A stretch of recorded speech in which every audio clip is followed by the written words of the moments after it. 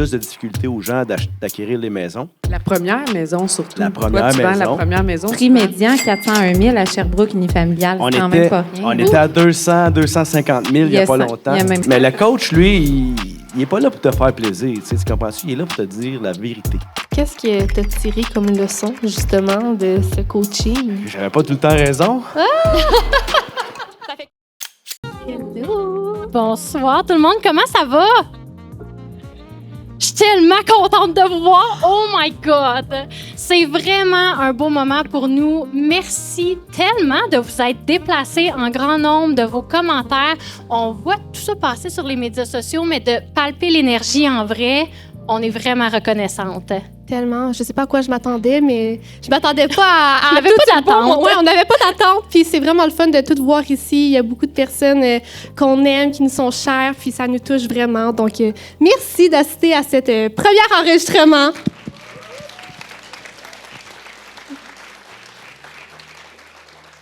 Vous savez, d'ailleurs, j'en profite pour mentionner, Joanie l'a dit, mais moi, je suis une ancienne Salésienne. Ça fait quelques années seulement que j'ai gradué. Je me rappelle là, que j'ai jamais mentionné mon âge sur le podcast. C'est ça, j'allais dire, est-ce qu'elle va le dire? Non. Je fais attention, mais ça fait quelques années et je porte le Salésien dans mon cœur. Ça a été un beau parcours et d'ailleurs, vous ne serez pas surpris d'entendre que ce n'est pas ma première fois sur cette scène ici. J'ai déjà fait de l'animation à travers mon parcours au Salésien et j'ai beaucoup aimé. Alors, je suis contente d'être de retour ce soir. Donc, bref, sans plus attendre, on inviterait nos invités, donc Cassidy, Marilyn et Christian.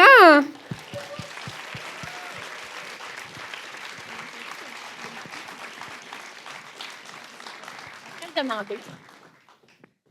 Hello! Je vous invite à prendre vos petits micros. On fait ça.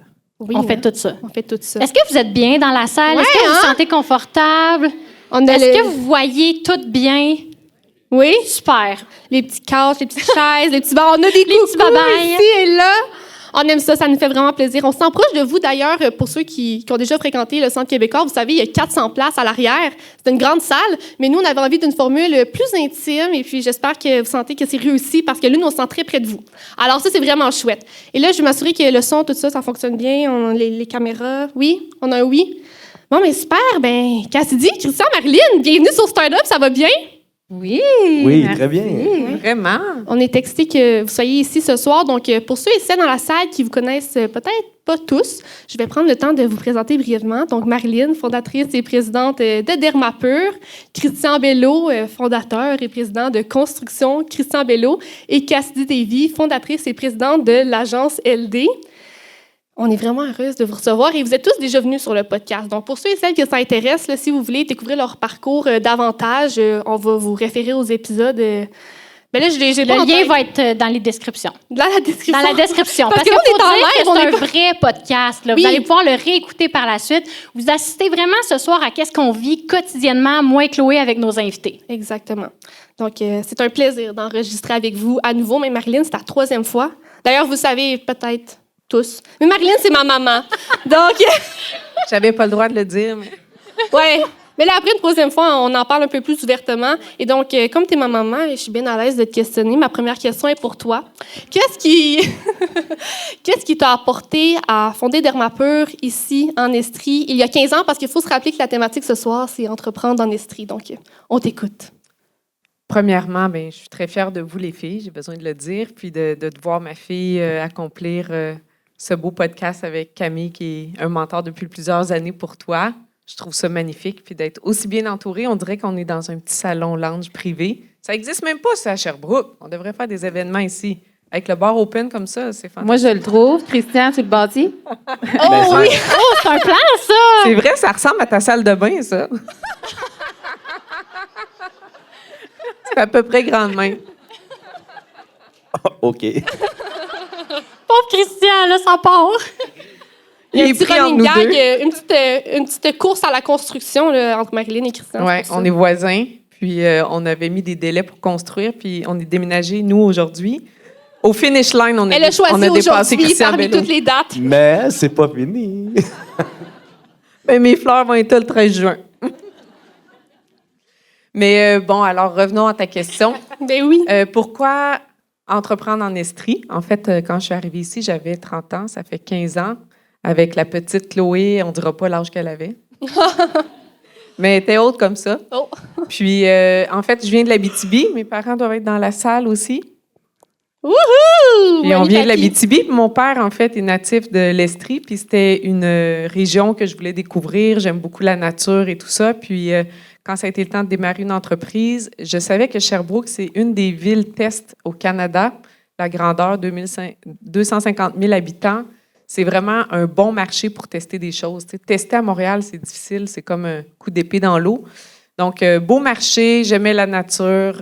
Donc, voilà, on est déménagé ici, puis on a démarré Dermapur il y a 15 ans. C'est les 15 ans de Dermapur cette année. Et les gens me disaient, en Estrie, à Sherbrooke, il n'y a pas d'argent. Sur Wellington, il n'y a pas de parking. Je disais, c'est pas grave, les gens vont venir de partout au Québec. Et puis, c'est ça qui s'est passé. C'est ça qui s'est passé. On a des petites anecdotes bien intéressantes en hélicoptère et tout. Là, les clientes, ça arrivait jet set. Okay. Belle introduction, Marilyn. Merci. Et Christian, pour ta part, comment ça a commencé, Construction Christian Bello?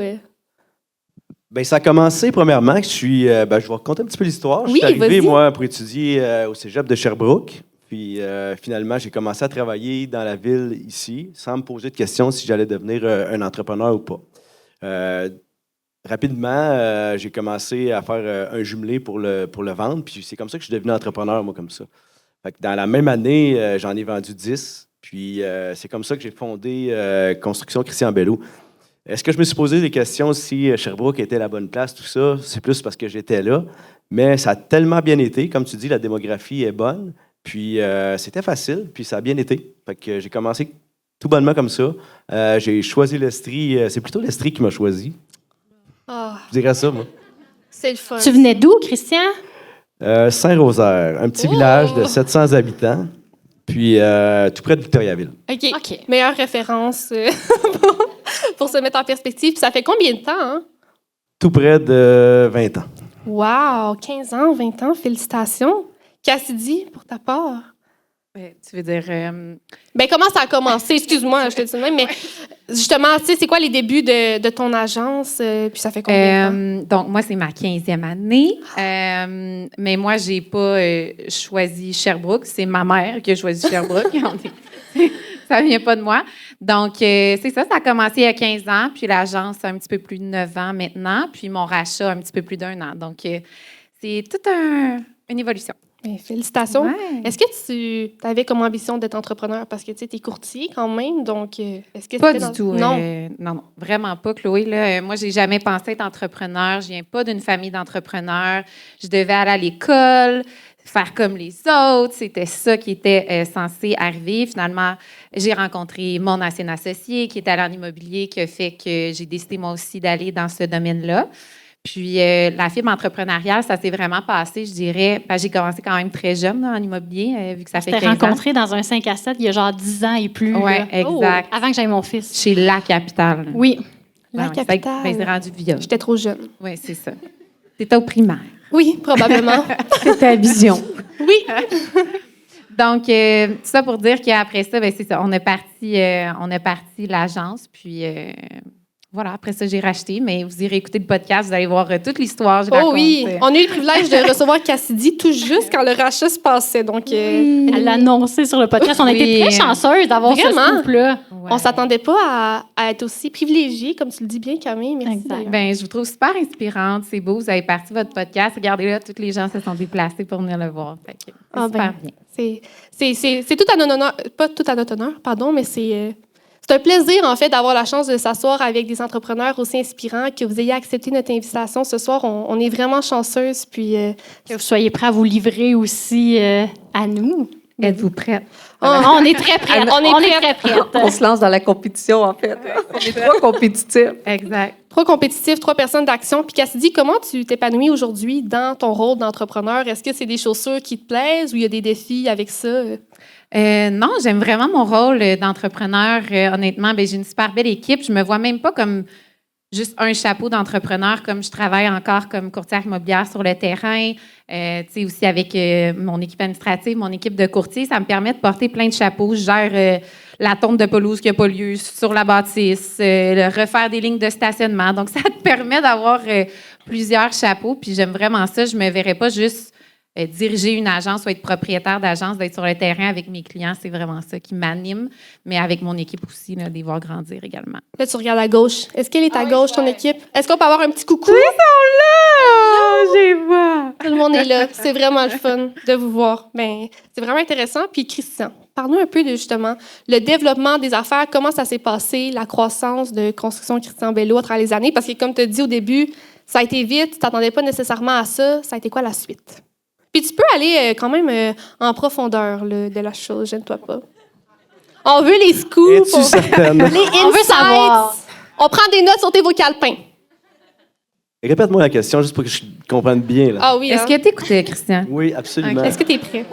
On t'a perdu à... Étais-tu à l'écoute? On veut entendre parler de ta croissance, justement. Donc, tu as dit que tu t'attendais pas nécessairement à ça quand tu es arrivé ici, que tu t'es lancé. Alors, comment se sont suivies les prochaines années pour ton entreprise? Ben, je dirais la fougue. Tu sais, c'est comme quand tu es entrepreneur, pour moi, tu le sens à l'intérieur de tes veines. Tu sais, c'est comme si, pour moi, je suis compétitif. C'est naturel, tu sais, c'est de la croissance. Pour moi, c'est pas quelque chose que je pense. C'est quelque chose qui se fait naturellement.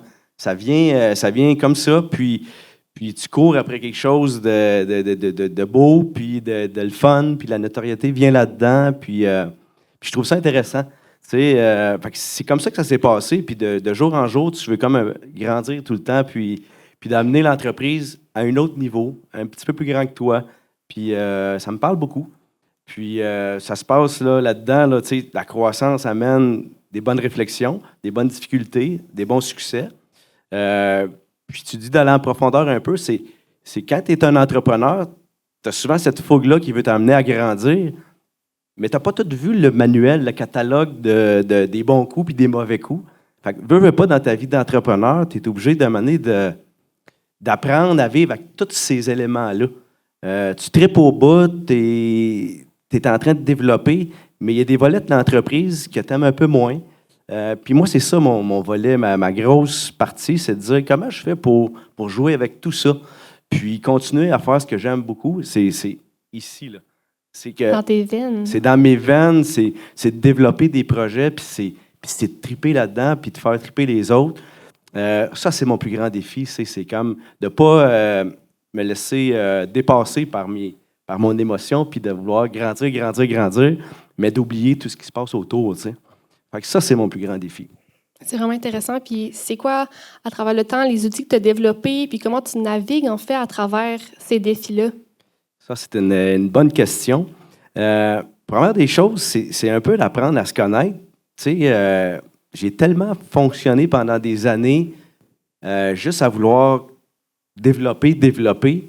Puis aujourd'hui, je me dis, réellement, dans le fond de toi, là, tu sais, c'est qu'est-ce qui te fait du bien, qu'est-ce que tu tripes vraiment. Fait que ça, c'est aujourd'hui ça que j'essaie de découvrir pour vraiment triper dans ce que je fais. Fait que l'outil que j'ai, c'est vraiment d'apprendre à me connaître puis de voir comment est-ce que je veux amener ça, puis jusqu'où je veux l'amener, tu sais.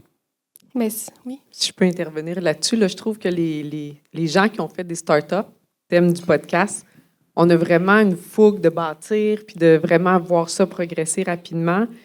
Et il faut vraiment s'ajuster 15 ans plus tard quand ça en devient la grande entreprise. Ouais. Comment on s'y retrouve comme bâtisseur? On devient des gestionnaires sérieux parce qu'il y a des gros problèmes. Puis tout est plus amplifié quand ça monte au fondateur-président. Mais nous, on était des gens alimentés par la créativité, par bâtir. Fait que, tu sais, c'est le repositionnement d'un entrepreneur quand son entreprise devient assez grande pour être plus qu'une PME, une moyenne entreprise, une grande entreprise. T'sais. Est-ce que nous, on aurait été des profils à être président de Jean Coutu ou peu importe le Bell Canada, on n'aurait sûrement pas appliqué pour ça. Fait que, comment on se transforme comme entrepreneur puis avoir encore beaucoup de plaisir? Tu peux plus la freiner, la machine, là. Non. Elle est rendue au niveau qu'elle est. T'sais. Totalement. Je pense qu'on a tous cette réflexion-là. Comment on se repositionne? Tu marques un bon point, Marilyn. Mais toi, Cassidy, tu le vis. Est-ce que tu le vis comme ça aussi? Parce que tu es encore sur le terrain, tu es encore avec ta gang au quotidien, tout ça. Toi, pour toi, ça serait quoi ton plus grand défi? C'est c'est vraiment une bonne question. Mon plus grand défi, honnêtement, c'est de transmettre ma passion, puis aussi d'avoir la même mission collectivement en équipe, de pouvoir amener ça au même endroit, que moi, je gagne, mais que les courtiers dans mon entreprise, l'administration, que tout le monde gagne autant et même plus. Donc, c'est de partager ça, c'est de trouver un modèle d'affaires qui permet que tout le monde trouve sa voie, que tout le monde est bien. Moi, je n'ai pas un modèle d'affaires d'avoir 90 courtiers dans mon entreprise. Ce que je veux, c'est des courtiers qui sont sélectionnés, qui travaillent de la même façon que moi, les mêmes valeurs qu'on a bâties il y a près de 15 ans. Donc, c'est de garder cette mission-là. Nous, on est local. Moi, je veux rester local. C'est important pour moi parce que je veux pas me détacher du terrain avec les clients. Fait que je dirais que mon défi, c'est de... Mobiliser. Partager exactement. Partager la vision, mais de tenir une équipe. Tu sais, veux pas, quand tu es propriétaire de l'entreprise, dirigeante d'agence, c'est sûr que j'ai des bons alliés, mais tu sais, de tenir tous ces gens-là ensemble qui sont très complémentaires. Donc, je pense que ça fait partie de mes défis au quotidien. Je comprends ça. Puis Marilyn, Christian, comment arrivez-vous, vous, à transmettre cette passion-là? Parce que vous êtes des passionnés, je le sais bien. Comment arrivez-vous à la transmettre à vos équipes, vos employés? Moi, en fait, j'adore ça, là, la culture d'entreprise, puis je pense que ça m'a beaucoup drivé au fil des années. J'ai toujours amené des thèmes annuels. Fait que, tu sais, même moi, je veux de la nouveauté là, à travers ça. Fait que, il y a toujours un thème sur lequel on travaille. Cette année, là, c'est en anglais, c'est Own It, parce que 90% des cliniques, on a 75 cliniques au Canada, sont anglophones. Fait que, en fait, en anglais, Own It, c'est possède-le. En fait, le brand, il est à toi, cette entreprise-là, c'est toi. Comment tu es responsable de A à Z de tes tâches, en fait. Là. Own it, c'est très empower, là, c'est encore en anglais, excusez, mais ça donne vraiment le goût aux gens de prendre le contrôle là, à leur façon, prendre leur leadership. Fait qu'il y a eu Fix the Future, fixer le futur. Donc, qu'est-ce qu'on fait pour le client? Toujours fixer le futur avec lui pour qu'il revienne chez nous. Le 5 star de l'excellence. À un moment donné, on a eu des fusions de brands, puis je parle encore bilingue, là, excusez, là, mais c'était One Culture, 1,000 Voices, fait qu'une culture, 1000 voix. Fait qu'on disait, oui, on a différentes marques de commerce, mais c'est les 1000 voix qui comptent, c'est toutes vos voix. Fait que, c'est de faire des activités comme ça, mobiliser les gens, c'est super puissant. Fait qu'après ça, quand tu grandis, avant, je me souviens, on faisait un meeting annuel au Québec, un à Vancouver. Là, on est rendu Calgary, Toronto, Vancouver, Edmonton. Fait que, tu sais, il faut avoir le courage aussi de dire on réinvestit encore parce que là, tout look que ça coûte plus cher. Là, oh, mon Dieu, les meetings annuels, c'est rendu que ça coûte 300 000. Mais la compagnie est plus grande, tu veux mobiliser tes gens, c'est un investissement. Fait que, tu sais, moi, je tiens vraiment à ça, à continuer la culture vraiment forte. Fait que moi, ça me passionne. Fait que c'est mon côté créatif à travers tout ce que je gère qui me permet de reconnecter avec les équipes, visiter les différentes villes, entendre ce qu'ils ont à dire. Fait que moi, c'est comme ça que je mobilise. À Noël, j'ai fait une tournée dans l'Ouest avec un livre qui s'appelle Big Magic, qui est la fille qui a écrit Mange, prie et aime. Eat, Pray, Love. Je l'ai rencontrée. Je donnais une conférence à Seattle cette année. Puis elle a sorti un deuxième livre qui s'appelle Big Magic. Puis ça dit on devrait tous être dans notre créativité. Et ça ne veut pas dire qu'on est des artistes. Ça peut que ce qui vous passionne, c'est le patinage artistique. Vous avez arrêté parce que vous n'êtes pas allé au niveau national, puis vous dites, ah là, j'ai plus besoin, j'ai pas d'affaires à faire ça. Mais si tu as envie de patiner artistique à 40 ans, vas-y. Fait que chacun de nous devrait être dans notre créativité. Puis ça, c'est une réflexion que j'ai en permanence. Surtout quand tu avances là, en âge. Ça paraît pas, mais... Dermapeur. On ne sait pas son âge, on ne sait pas mon âge. On est des sœurs. J'ai eu Chloé à 12 ans. Oui. Mais la culture. Ça. La culture, moi, c'est vraiment ça qui me fait triper. Puis c'est de conserver ça quand l'entreprise est rendue grande. C'est un défi. Puis justement, oui, le conserver quand la culture est rendue grande, mais même quand tu t'es lancé en entrepreneuriat, c'était quoi les stratégies pour faire mousser la culture? Puis il y a quand même des choses qui ont perduré à travers le temps. Tu peux nous les partager? Bien, en fait, ça, les thématiques, les meetings, les formations de groupe, toujours comme président, visiter tes équipes, peu importe la grandeur. Notre ami voisin qui était président de Jean Coutu, Alain Champagne, qui est maintenant président de Groupe Maurice, il va visiter tous ces centres, là. 2 fois par année, il voit toutes ses résidences, il s'assoit avec les résidents. Cette proximité-là, l'authenticité, tu sais, des fois, on est dirigeant puis on se dit, ah, là, tu sais, il faut que je garde une certaine distance, tout ça. Oui, là, un minimum, mais il n'y a rien de plus payant que de connecter avec son monde, tu sais, d'être sur le terrain. Là. Moi, quand je vais voir une clinique à Chilliwack au BC, là, puis que je m'assois 1 heure avec l'équipe, puis parlez-moi de vos patients et tout ça, ça a tellement de valeur pour eux de dire je suis assez important pour qu'on prenne le temps, tout le monde ensemble. Fait que, tu sais, ça, je pense que de l'accessibilité, l'authenticité, c'est payant. Puis il y a beaucoup de dirigeants qui pensent que ça va diminuer leur valeur. Tu sais, là, je ne vais pas m'abaisser ou, tu sais, il faut que j'agisse de façon, là, on appelle ça top-down, là, mais tu sais, de haut en bas. Moi, j'ai toujours été très dans le management horizontal, donc tout le monde est égal, on amène tout quelque chose. Puis je suis comme ça, tu sais, moi, j'ai écrit au président de L'Oréal Monde sur LinkedIn pour aller prendre un café. Il m'a répondu. Fait que, tu sais, puis là, après, toutes les hiérarchies françaises me rappelaient pour me dire « Tu peux pas faire ça, tu peux pas appeler directement le président, tac, tac, tac, tac. » Mais tu sais, pour moi, tout le monde amène quelque chose, puis on est tous égaux. J'ai pas pris le café par respect pour les 12 étages de président sous président en dessous de lui, là, mais en principe, je le vois la semaine prochaine dans un Dermapur à Toronto. Félicitations. Ça a pris combien de temps? Entre le courriel, mettons, puis là, ton café la semaine prochaine. Ça fait 2 ans, le courriel, puis... Faut pas lâcher, là. Ouais, ça, c'est une 2 belle ans. leçon aussi. Je l'ai pas harcelé, là, tu sais, c'était un courriel. Mais tous ces sous-présidents, VP, eux autres, je les ai vus à Paris souvent parce qu'ils sont partenaires chez Dermapur, L'Oréal Paris. C'est la seule entreprise de services dans laquelle ils ont investi au monde parce qu'ils font que des produits, L'Oréal. Donc, c'est une belle confiance. Ils sont actionnaires minoritaires, mais tu sais, que le président mondial vienne visiter une de tes locations, de tes localisations, là, il faut que tous les produits soient bien placés, tout le monde sur leur 36. Là. Il y a un petit appel du président de Dermapur avant que le président de L'Oréal soit là. Je vais arriver 2 heures avant. Tu fais bien.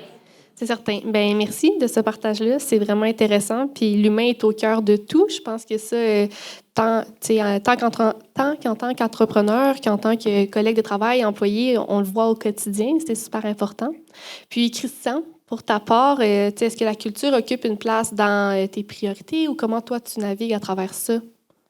Bien, moi, ce que j'aime beaucoup, c'est participer, tu sais, puis dans la réalisation de projets. Pour moi, ça me parle beaucoup. Puis si je recule dans les 20 dernières années, il y a eu les moments où peut-être j'ai tenté de m'éloigner un peu de l'ensemble du groupe pour aller gérer différemment. Puis ça m'a déplu.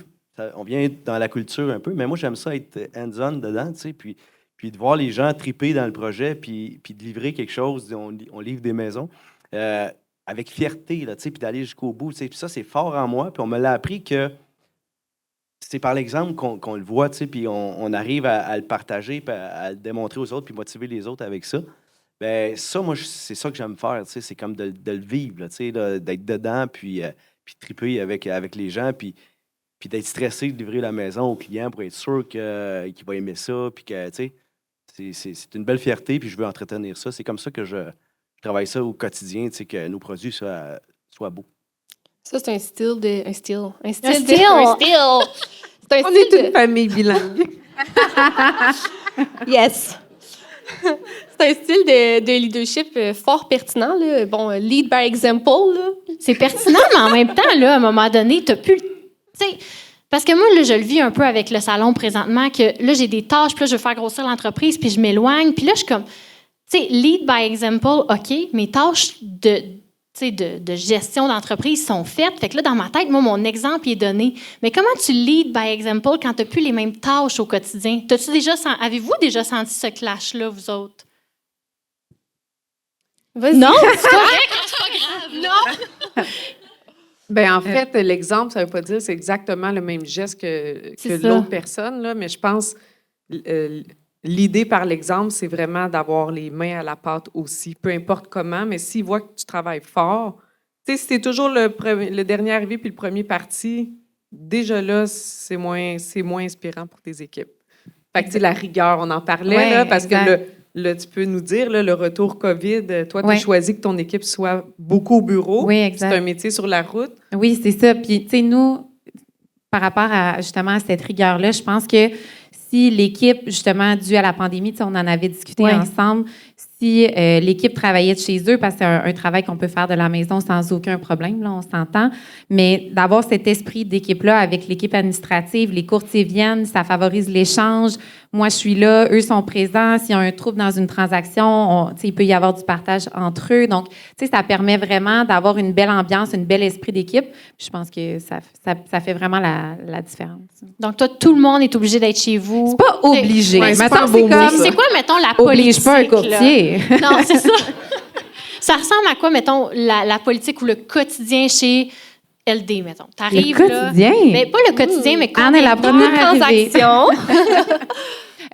Au quotidien, évidemment, notre équipe administrative est toujours sur place. Les courtiers, c'est vraiment du in and out, juste pour toi, en anglais. Ils entrent, ils sortent du bureau selon les rendez-vous de la journée. Puis après ça, ça dépend. C'est vraiment un travail que le lundi, tu peux avoir une semaine qui est moins remplie. Puis après, le lundi, il y a 5 vendeurs qui appellent.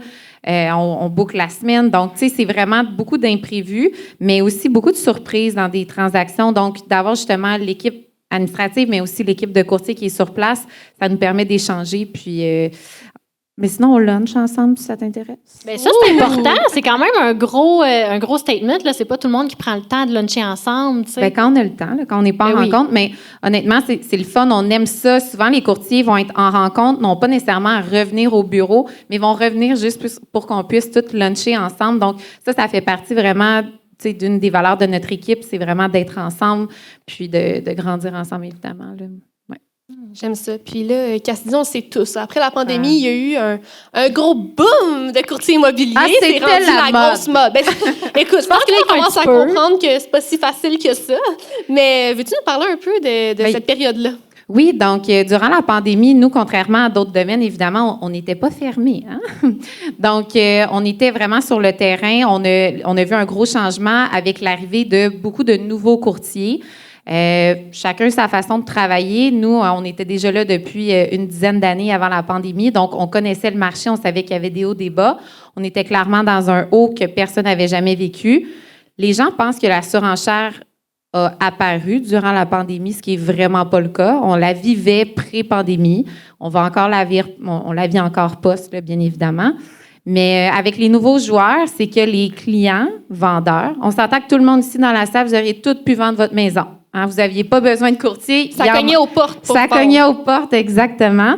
Mais sinon, vous avez besoin de nous autres, OK? Donc, c'est ça. Puis, qu'est-ce qui s'est passé? C'est que les gens n'avaient pas besoin d'avoir un courtier qui avait de l'expérience, de l'expertise, du talent. Vous pouvez prendre pas mal n'importe qui. Donc, ça, c'est venu jouer, évidemment, dans nos chiffres par la bande. Donc, c'était de démontrer aux clients qu'il avait besoin du courtier avec l'expérience, qu'il avait besoin de l'équipe qui était solide, qui était là pré-pandémie et qui est encore là post-pandémie. Puis on l'a vu, parce que quand le marché a commencé à ralentir, bien, ces joueurs-là, bien, c'était rendu difficile. Fait que là, ils sont partis. Donc, nous, on a continué à publiciser, à avoir de la publicité, ce qui a fait que les clients ont toujours, bien, n'ont jamais arrêté de nous appeler durant cette période-là. Mais ça a été une adaptation. Puis, c'est de se dire, quand... Là, c'est vraiment pas prétentieux, là, mais mettons, quand on avait écouté une formation en équipe au bureau parce qu'on essaie de passer du temps ensemble, mais on était légal. Là. On avait le droit d'être ensemble. Mais puis ça parlait que justement, tu sais, pendant comme le Super Bowl, ben tu as envie d'être avec les meilleurs joueurs, tu n'as pas envie d'être avec l'équipe qui est assise sur le banc. Puis c'est ça aussi l'immobilier, c'est de t'entourer des bonnes personnes puis de savoir que tu peux faire une différence. Alors voilà. Bien d'accord avec ça. Puis j'ai envie d'avoir votre opinion. Je crois que pas mal tout le monde dans la salle est au courant qu'à un certain niveau, le marché économique a ralenti un petit peu à travers les derniers mois. Puis je ne veux pas m'en faire dans mes paroles. Là. Je pense que vous êtes en meilleure position que moi pour le définir un petit peu. Mais j'aimerais vous entendre sur comment ça a impacté vos entreprises dans les dernières années, mais la dernière année aussi. Marilyn, tu peux peut-être commencer. Bien, nous, on est considérés dans un segment quand même assez haut de gamme, Dermapur. Puis on vend un service qui est premium, qu'on appelle, haut de gamme, puis c'est là que les gens vont couper en premier, quand il y a des restrictions, des récessions, tout ça. Donc, on a eu la COVID, on a été fermés 3 mois, toutes les cliniques au Canada, fait que ça, on comptait là, le nombre de mois qu'on pourrait survivre si ça fermait 2 ans. T'sais. Qui n'a pas fait là. ça? Ouais, On l'a c'est ça, tous là. fait. Nous, là, on regardait le cash flow, là, parce qu'on avait, je sais pas, là, on avait près d'1 million de dollars de loyer par mois à travers le Canada, puis là, les revenus ne rentraient pas, fait que, c'est moins 1 million juste là. Fait que c'était un peu stressant, mais on a rebondi parce qu'on a fermé 3 mois. Evol, c'est plus qu'un financement. Salut, c'est Camille. Comme vous savez, le déménagement de mon entreprise Euphorique est fièrement financé par Evol. Sans l'intervention d'Evol dans ma croissance, je ne sais pas où je serais aujourd'hui. Œuvrant dans les 17 régions du Québec, Evol offre du financement adapté pour les entreprises d'impact. J'ai eu un réel accompagnement personnalisé pour monter mon projet qui se poursuit encore aujourd'hui. Que ce soit pour du financement ou de l'accompagnement, pensez tout d'abord à Evol Financement. De retour à notre épisode. Puis on était comme 25 à 30 derrière notre plan annuel à ce moment-là. Puis en 2 mois, on a repris la moitié de ce gap-là. Le monde sont arrivés dans les cliniques. Là, j'ai juste une vie. Je veux rajeunir. Tassez-vous. Là, je peux pas voyager. Je peux pas faire ci, faire ça. Fait que là, le monde, il rénovait. Puis ils rénovaient leur visage. Faisaient leurs cheveux aussi. Ça a été la même chose chez nous. Fait que ça a été comme des épreuves. On a mis plein de choses en place. C'était quand même assez corsé. Puis un montage sophistiqué pour passer à travers tout ça parce qu'on est dans le domaine de la santé. Les règles, là, les clients, ça s'en venait un petit peu moins l'expérience client. Là, le masque, le stuff, 2 fois le stuff. C'était vraiment restrictif. Mais la récession actuelle là, qui tarde, là, ça, c'est comme moins le fun parce que c'est une plus longue période. Nous, pour être honnête, on est comme sur le budget de l'année passée, à peu près. On avait prévu une fine croissance. On n'est pas tout à fait là. Moi, je suis fière là, qu'on la tienne quand même à flot. Mes investisseurs vont dire « Ouais, mais là, on avait prévu. » Ben oui, puis moi, j'aime livrer du 8-10 % de croissance par année. Là, c'est pas le cas. Tout le monde fait attention à leurs sous. Ils renégocient leurs hypothèques. 25 % des hypothèques au Canada sont renégociées pratiquement cette année, ou en tout cas dans la période autour d'eux. Donc, moi, je suis patiente. On fait bien notre stratégie marketing et tout ça. Je sais que c'est une industrie en croissance, que les gens tiennent à nos services. Donc, c'est ça, mais je me couche le soir, j'y pense. Ça me stresse. Ça me stresse quand même la récession. J'aimerais ça que ça remonte. Ça remonte, oui. Puis les gens se sont remis à voyager beaucoup. Fait que je l'ai vu autant de mes médecins. On a 130 médecins. Ils se sont mis à voyager, fait qu'il y avait moins de capacité pour livrer les soins. Puis là, j'ai juste une vie, encore une fois, de médecin qui fait 12 semaines de vacances par année. J'étais comme, mais toi, l'année passée, tu avais pris 5 semaines. Fait que dans mon budget, tu n'étais pas parti 12 semaines. Fait que c'est ça. Beaucoup de contraintes. Puis, tu sais, d'essayer de guider mes médecins à travers ça. Ils sont indépendants chez nous. Fait que des beaux défis, mais on se renouvelle à chaque fois. On trouve des façons, des programmes. Et félicitations. Puis Cassidy, pour ta part? Post-pandémie, ben là, c'est sûr que nous, le marché immobilier, je pense que c'est un tout autre domaine. Les gens ont besoin de se loger dans la vie. On a quand même contrairement à ce que les gens peuvent penser, présentement, le marché immobilier va extrêmement bien, est en augmentation. Nous, de notre côté, depuis que j'ai racheté Francis, puis que j'ai refait j'ai refait le branding. D'habitude, je l'appelle mon associé, mon ancien associé. Depuis que j'ai racheté et tout, on a quand même on est chanceux, là, puis je vais toucher du bois, mais on travaille fort pour ça. Mais notre équipe, je ne leur ai même pas annoncé les chiffres, là, honnêtement, mais depuis 2023, on a augmenté, depuis mon rachat, plus de 22 % notre nombre de ventes. Félicitations. Merci. Puis 40 % les inscriptions. 40 % Oui. Est-ce que j'aurais dû racheter avant? Oui. C'est une blague. Wow! Mais, et Christian, toi? Oui, Christian, La on veut nouvelle- t'entendre. nous, La construction, la nouvelle maison, Vas-y. comment elle se porte? Ben, vous savez, Pas la tienne, là, le Non, non. marché de la nouvelle maison. ben, tu sais, vous savez, le marché économique, là, ça s'est fait des roller coasters. J'essaie de parler anglais, Oh, mais ça sort oui, pas. on a roller coaster. Roller coaster. Vas-y en français, Christian. Non, ça fait des montagnes russes, tu sais. Roule ton air en Ouais. anglais. Fait que, en fait, le marché économique bouge, puis la vie d'un entrepreneur aussi. Fait que quand on arrive en pandémie, tout ça, pour nous, la construction, ça a été vraiment bien. Tout le monde voulait des maisons. On en vendait facilement. On est content de vendre les tiennes aussi. Vraiment, je suis content. Fait qu'on s'organise, on monte, on croît l'entreprise énormément. On emploie des gens, tout ça. Puis, il arrive la récession, si tu veux, puis là, les taux d'intérêt qui ont augmenté, plus de difficultés aux gens d'acquérir les maisons. La première maison, surtout. La première Toi, tu vends maison. la première maison. Prix souvent. médian, 401 000 à Sherbrooke unifamilial. C'est quand même pas rien. on était à 200, 250 000 il n'y a pas longtemps. Il n'y a même pas 5 ans. Il n'y a même pas 5 ans. Fait que, tu sais, l'écart était tellement grand que le marché a ralenti beaucoup. Fait que là, ben, la vie d'un entrepreneur, il faut que tu t'ajustes là-dedans. Donc là, autant que tu étais emballé de grandir puis de monter tes équipes, autant que tu es dégonflé de remercier les gens pour réduire tes coûts, tout ça. Fait que nous, on a vécu ça. La belle ascension, le marché plus difficile. Fait que c'est ça la vie d'un entrepreneur aussi. C'est pas tout le temps égal. Puis si tu embarques dans une vague, puis que tu dis « Ah, c'est beau », mais ça se peut que quand tu arrives à l'autre vague, si tu n'es pas prêt, si tu n'es pas préparé, puis si tu n'as pas de solution de rechange, bien, ça soit plus difficile, plus long.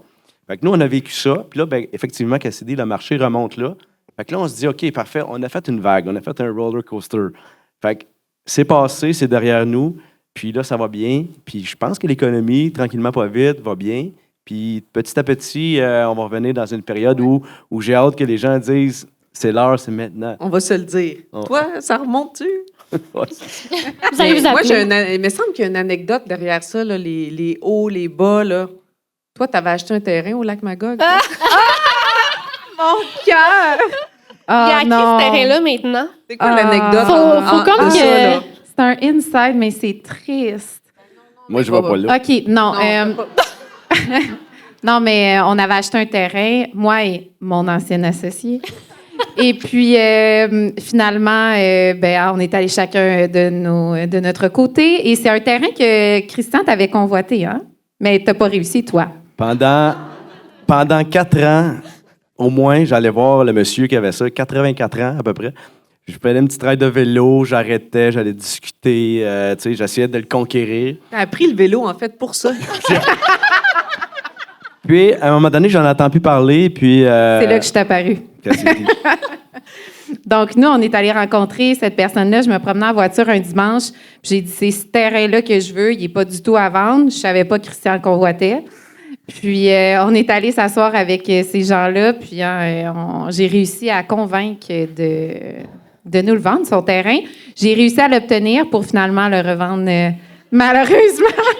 Alors, ce soir, ça se peut qu'il se fasse des offres Oui. en live. Mais là, il fallait pas se On les fait commettre voir. sur quelque chose. De Christian, il fallait pas que tu Ouais. fasses une Ouais, promesse oui, oui, enregistrée c'est ça, là. à Cassidy. J'aimerais beaucoup parce que Vas-y, Christian. On tape. Pas de J'ai dit, pression. J'ai dit, jamais je vais vendre le terrain puis le chalet, mais si un jour je le vends, ça va être à toi. merci. C'est enregistré. C'est enregistré. On Merci, l'a- je voulais juste qu'il l'aille en tête. Comme ça, la journée que tu vas vouloir vendre, je vais avoir un droit de premier refus.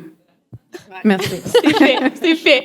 Puis revenons au petit creux dont tu parlais, Christian, le roller coaster, comme tu dis. Qu'est-ce que tu as appris dans ce petit creux-là de roller coaster récent? Montagne russe. Le dosage. Le dosage. Ouais.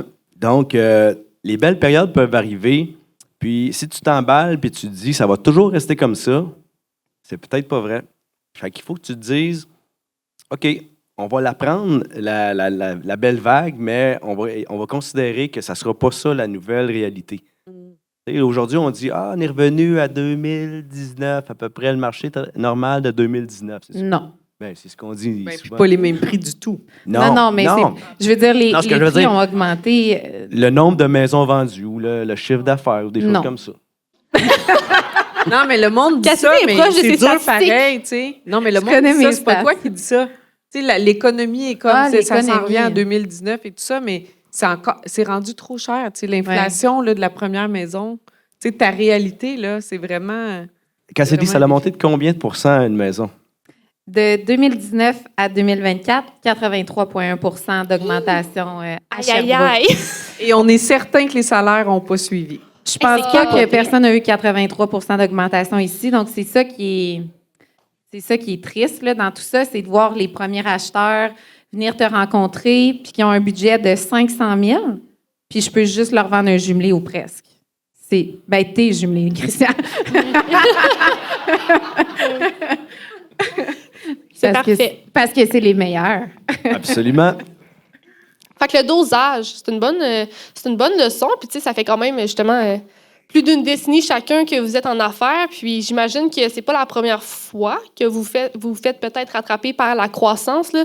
Je trouve que c'est un sujet vraiment intéressant. Comme quoi, oui, en affaires, tu sais, on croit, mais il faut apprendre à avoir un petit palier d'adaptation pour recroître après. Sinon, il peut y avoir une petite descente. Est-ce qu'il y a d'autres moments où ça vous est arrivé dans votre carrière de vous faire rattraper par le feu de l'action, la croissance? Ben, moi, je pense que l'hypercroissance, c'est très dangereux. Là. Tu sais, comme tu dis, on staff, puis là, let's go, les systèmes, les meetings, tout ça. Tu sais, on pense que là, ça va juste vers le haut. Puis moi, il y a eu un moment que je me suis dit, OK, il faut vraiment stabiliser, mettre les systèmes en place. Les cliniques n'avaient pas toutes le même système. Ça, pour moi, c'est comme pas le fun. Je vois Karine a travaillé chez nous. C'était comptable chez nous. Mais tu sais, là, c'était pas droit. Puis il fallait mettre les systèmes en place. Puis ça, c'est pas dans la créativité à tout prix. Tout ça, c'est nécessaire pour avoir une belle visibilité puis avoir les bons KPIs. Donc, vraiment, les En indices, français, Marilyn? les Ouais, la indices traduction. de performance Ouh! qui nous démontrent, en fait, où est-ce que l'entreprise va. Parce que tu te réveilles un matin avec 75 localisations. Nous, on a fait un merge avec une autre entreprise en janvier passé. Tout vient sous la bannière Dermapur, mais je me retrouve avec 38 nouveaux systèmes comptables. Tu es contente de ne plus être là, Karine? Mais 38 systèmes comptables, 38 marques de commerce, 38. Fait que, tu sais, les systèmes, quand ta machine est vraiment bien rodée, nous autres, on appelle ça clinic in a box. Tu arrives avec tout un système, le call center, tout ça, de Dermapur, puis c'est quasiment en 3 mois, on est capable de le tourner. Fait que, tu sais, ça, c'est nécessaire. Moi, c'est pas ma passion, là. Je me suis entourée de gens de IT, comptabilité, finance, tout ça. Mais c'est des années où est-ce que ça coûte très cher parce que t'es pas devant le client quand tu fais ça, là. C'est vraiment je ne veux pas appeler ça un mal, là, un bien nécessaire à la croissance. Puis si tu le fais pas, il y a vraiment un risque que tu frappes un mur. Fait que, tu sais, c'est ça où tu dis... Puis là, comment tu staffes à travers ça, puis tu es convaincu que les dollars que tu mets pour te préparer, de l'administration, puis tu rajoutes des postes, il faut vraiment qu'il y ait un retour, tu sais. C'est quoi le retour? Puis là, je sais qu'il y a des gens dans la salle de Happy Culture, Team Factory, vous êtes où? Ils sont où? Wouhou! Ah, je vous fais d'eau. Toute la gang-là, c'est bien plat. Là, je vois comment je peux me reculer. Parce qu'il y a c'est trop de pas monde. possible. Je vais m'asseoir à cheval pour le reste. Mais je crois beaucoup à la bonne personne dans le bon siège. Fait que je vais prendre juste un petit modèle de Team Factory, Happy Culture qui sont spécialisés là-dedans. Je crois beaucoup à ça. Je prends pas beaucoup de temps pour dire ça, mais dans une entreprise, là, eux, ils ont codifié ça. A, B, C, D, 1, 2, 3, 4. A, c'est ton mobilisant, c'est ton leader. Lui, il sait conduire les gens. B, c'est ton mobilisé. Il est tatoué Dermapur. Ça fait 10 ans qu'il est là, mais il ne peut pas gérer du monde. Mais parce que ça fait 10 ans qu'il est là, tu le promouvois. Puis là, Mani, tu réalises que quand il est rendu un manager, ça ne va pas bien du tout. Mais lui, c'était un expert parfois, tu sais, ou un loyal. Puis après, tu as les gens, il y a 50% du monde qui sont influençables, donc ils vont suivre les positifs ou les négatifs. Fait qu'il faut que tu aies plus de positifs. Puis tu as les démobilisés toxiques. Ça, il y en a toutes dans vos compagnies à quelque part. Il faut s'en débarrasser assez rapidement. Sophie a dit le tableau de chasse. J'ai-tu le droit de dire ça? Le tableau de chasse. Fait que tout ça pour dire qu'il faut aussi avoir des firmes qui nous aident à évoluer dans la croissance. Je sais que tu as fait une démarche aussi. Puis de s'assurer que les gens qu'on met dans des postes de direction adorent gérer du monde. Parce que la personne dans un poste de direction, il ne faut pas oublier, puis ça vient de Happy Culture, Team Factory aussi, il ne faut pas oublier qu'elle n'a pas nécessairement besoin d'être l'expert de l'équipe non plus. Là. C'est ça qu'on avait tiré comme leçon. Tu peux avoir un dirigeant qui, dans son équipe, a l'expert. C'est sûr que le dirigeant doit être très compétent, mais c'est ça, savoir s'entourer, là, ça prend du leadership. Puis être un leader, ça ne veut pas dire que tu es le meilleur dans tout ce que tu fais dans ton Toutes entreprise. les équipes, ça prend des vrais leaders inspirants. Et des experts. Et des experts. Fait qu'il faut, comme entrepreneur, que tu promouvoies tes experts. Fait que souvent, ils n'ont pas beaucoup d'employés, mais il faut qu'ils puissent monter dans l'échelle salariale parce qu'ils ont beaucoup de valeur. Et Tout autant qu'un dirigeant, c'est ça le Tout point. autant qu'un dirigeant. Là, je ne sais pas comment on balance les salaires entre ça. Là, ils pourraient nous le dire, Apiculture. Mais il faut qu'il y ait de la place pour les deux. Tu n'es pas obligé de prendre un expert puis le mettre dirigeant parce qu'il est donc bon. As-tu déjà fait cette erreur-là? Ben oui, souvent, tu sais, au début... Ben oui, souvent, parce que, tu sais, au début, tu n'es pas beaucoup dans ton entreprise. Tu es ultra performant, tu fais de tout, puis tu touches à tout. Puis là, tu prends lui, tu dis, OK, tu dois aller gérer une gang. Tout. Puis là, il était vraiment bon dans ce qu'il faisait. T'es-tu meilleur sur le chantier? Il était vraiment bon. Exemple, contre-maître de chantier, tu dis, hey, toi, tout d'un coup, tu serais bon pour gérer une équipe. Ben, ça ne veut pas dire qu'il est un bon gestionnaire, tu sais, puis qu'il veut gérer des gens. Donc là, il tombe un peu moins bon. Puis là, Malheureux. Puis malheureux. Puis là, il vient Il comprend pas détracteur. Pourquoi. Il était mobilisé. Il n'était pas le mobilisant, mais là, il tombe dans le détracteur. Oui, parce que finalement, il ne se comprend plus trop. Puis là... Il va ailleurs. Fait que tu as perdu un expert. Tu as perdu ton expert. Fait que moi, j'ai trouvé ça dans la croissance. Ça va vite. Puis si tu ne prends pas des bonnes équipes tout de suite, puis rapidement, ben tu fais des moves je vais dire, d'un peu de fermier, d'habitant. Là. OK, vas-y, fais ça. Je la connaissais pas, cette expression-là. Ben, Les je moves viens de fermier. Non, mais je viens de te Bien l'apprendre. francophone, en Victor plus. Emmanuel. Tu sais, fait que rapidement, coaching, puis de prendre des bonnes méthodes, puis ça peut être vraiment mobilisant, payant, puis mieux pour l'entreprise. Papy, lui, il gérait ça comment, sa ferme? Papy, c'est le père, c'est M. Bello. On l'appelle Papy.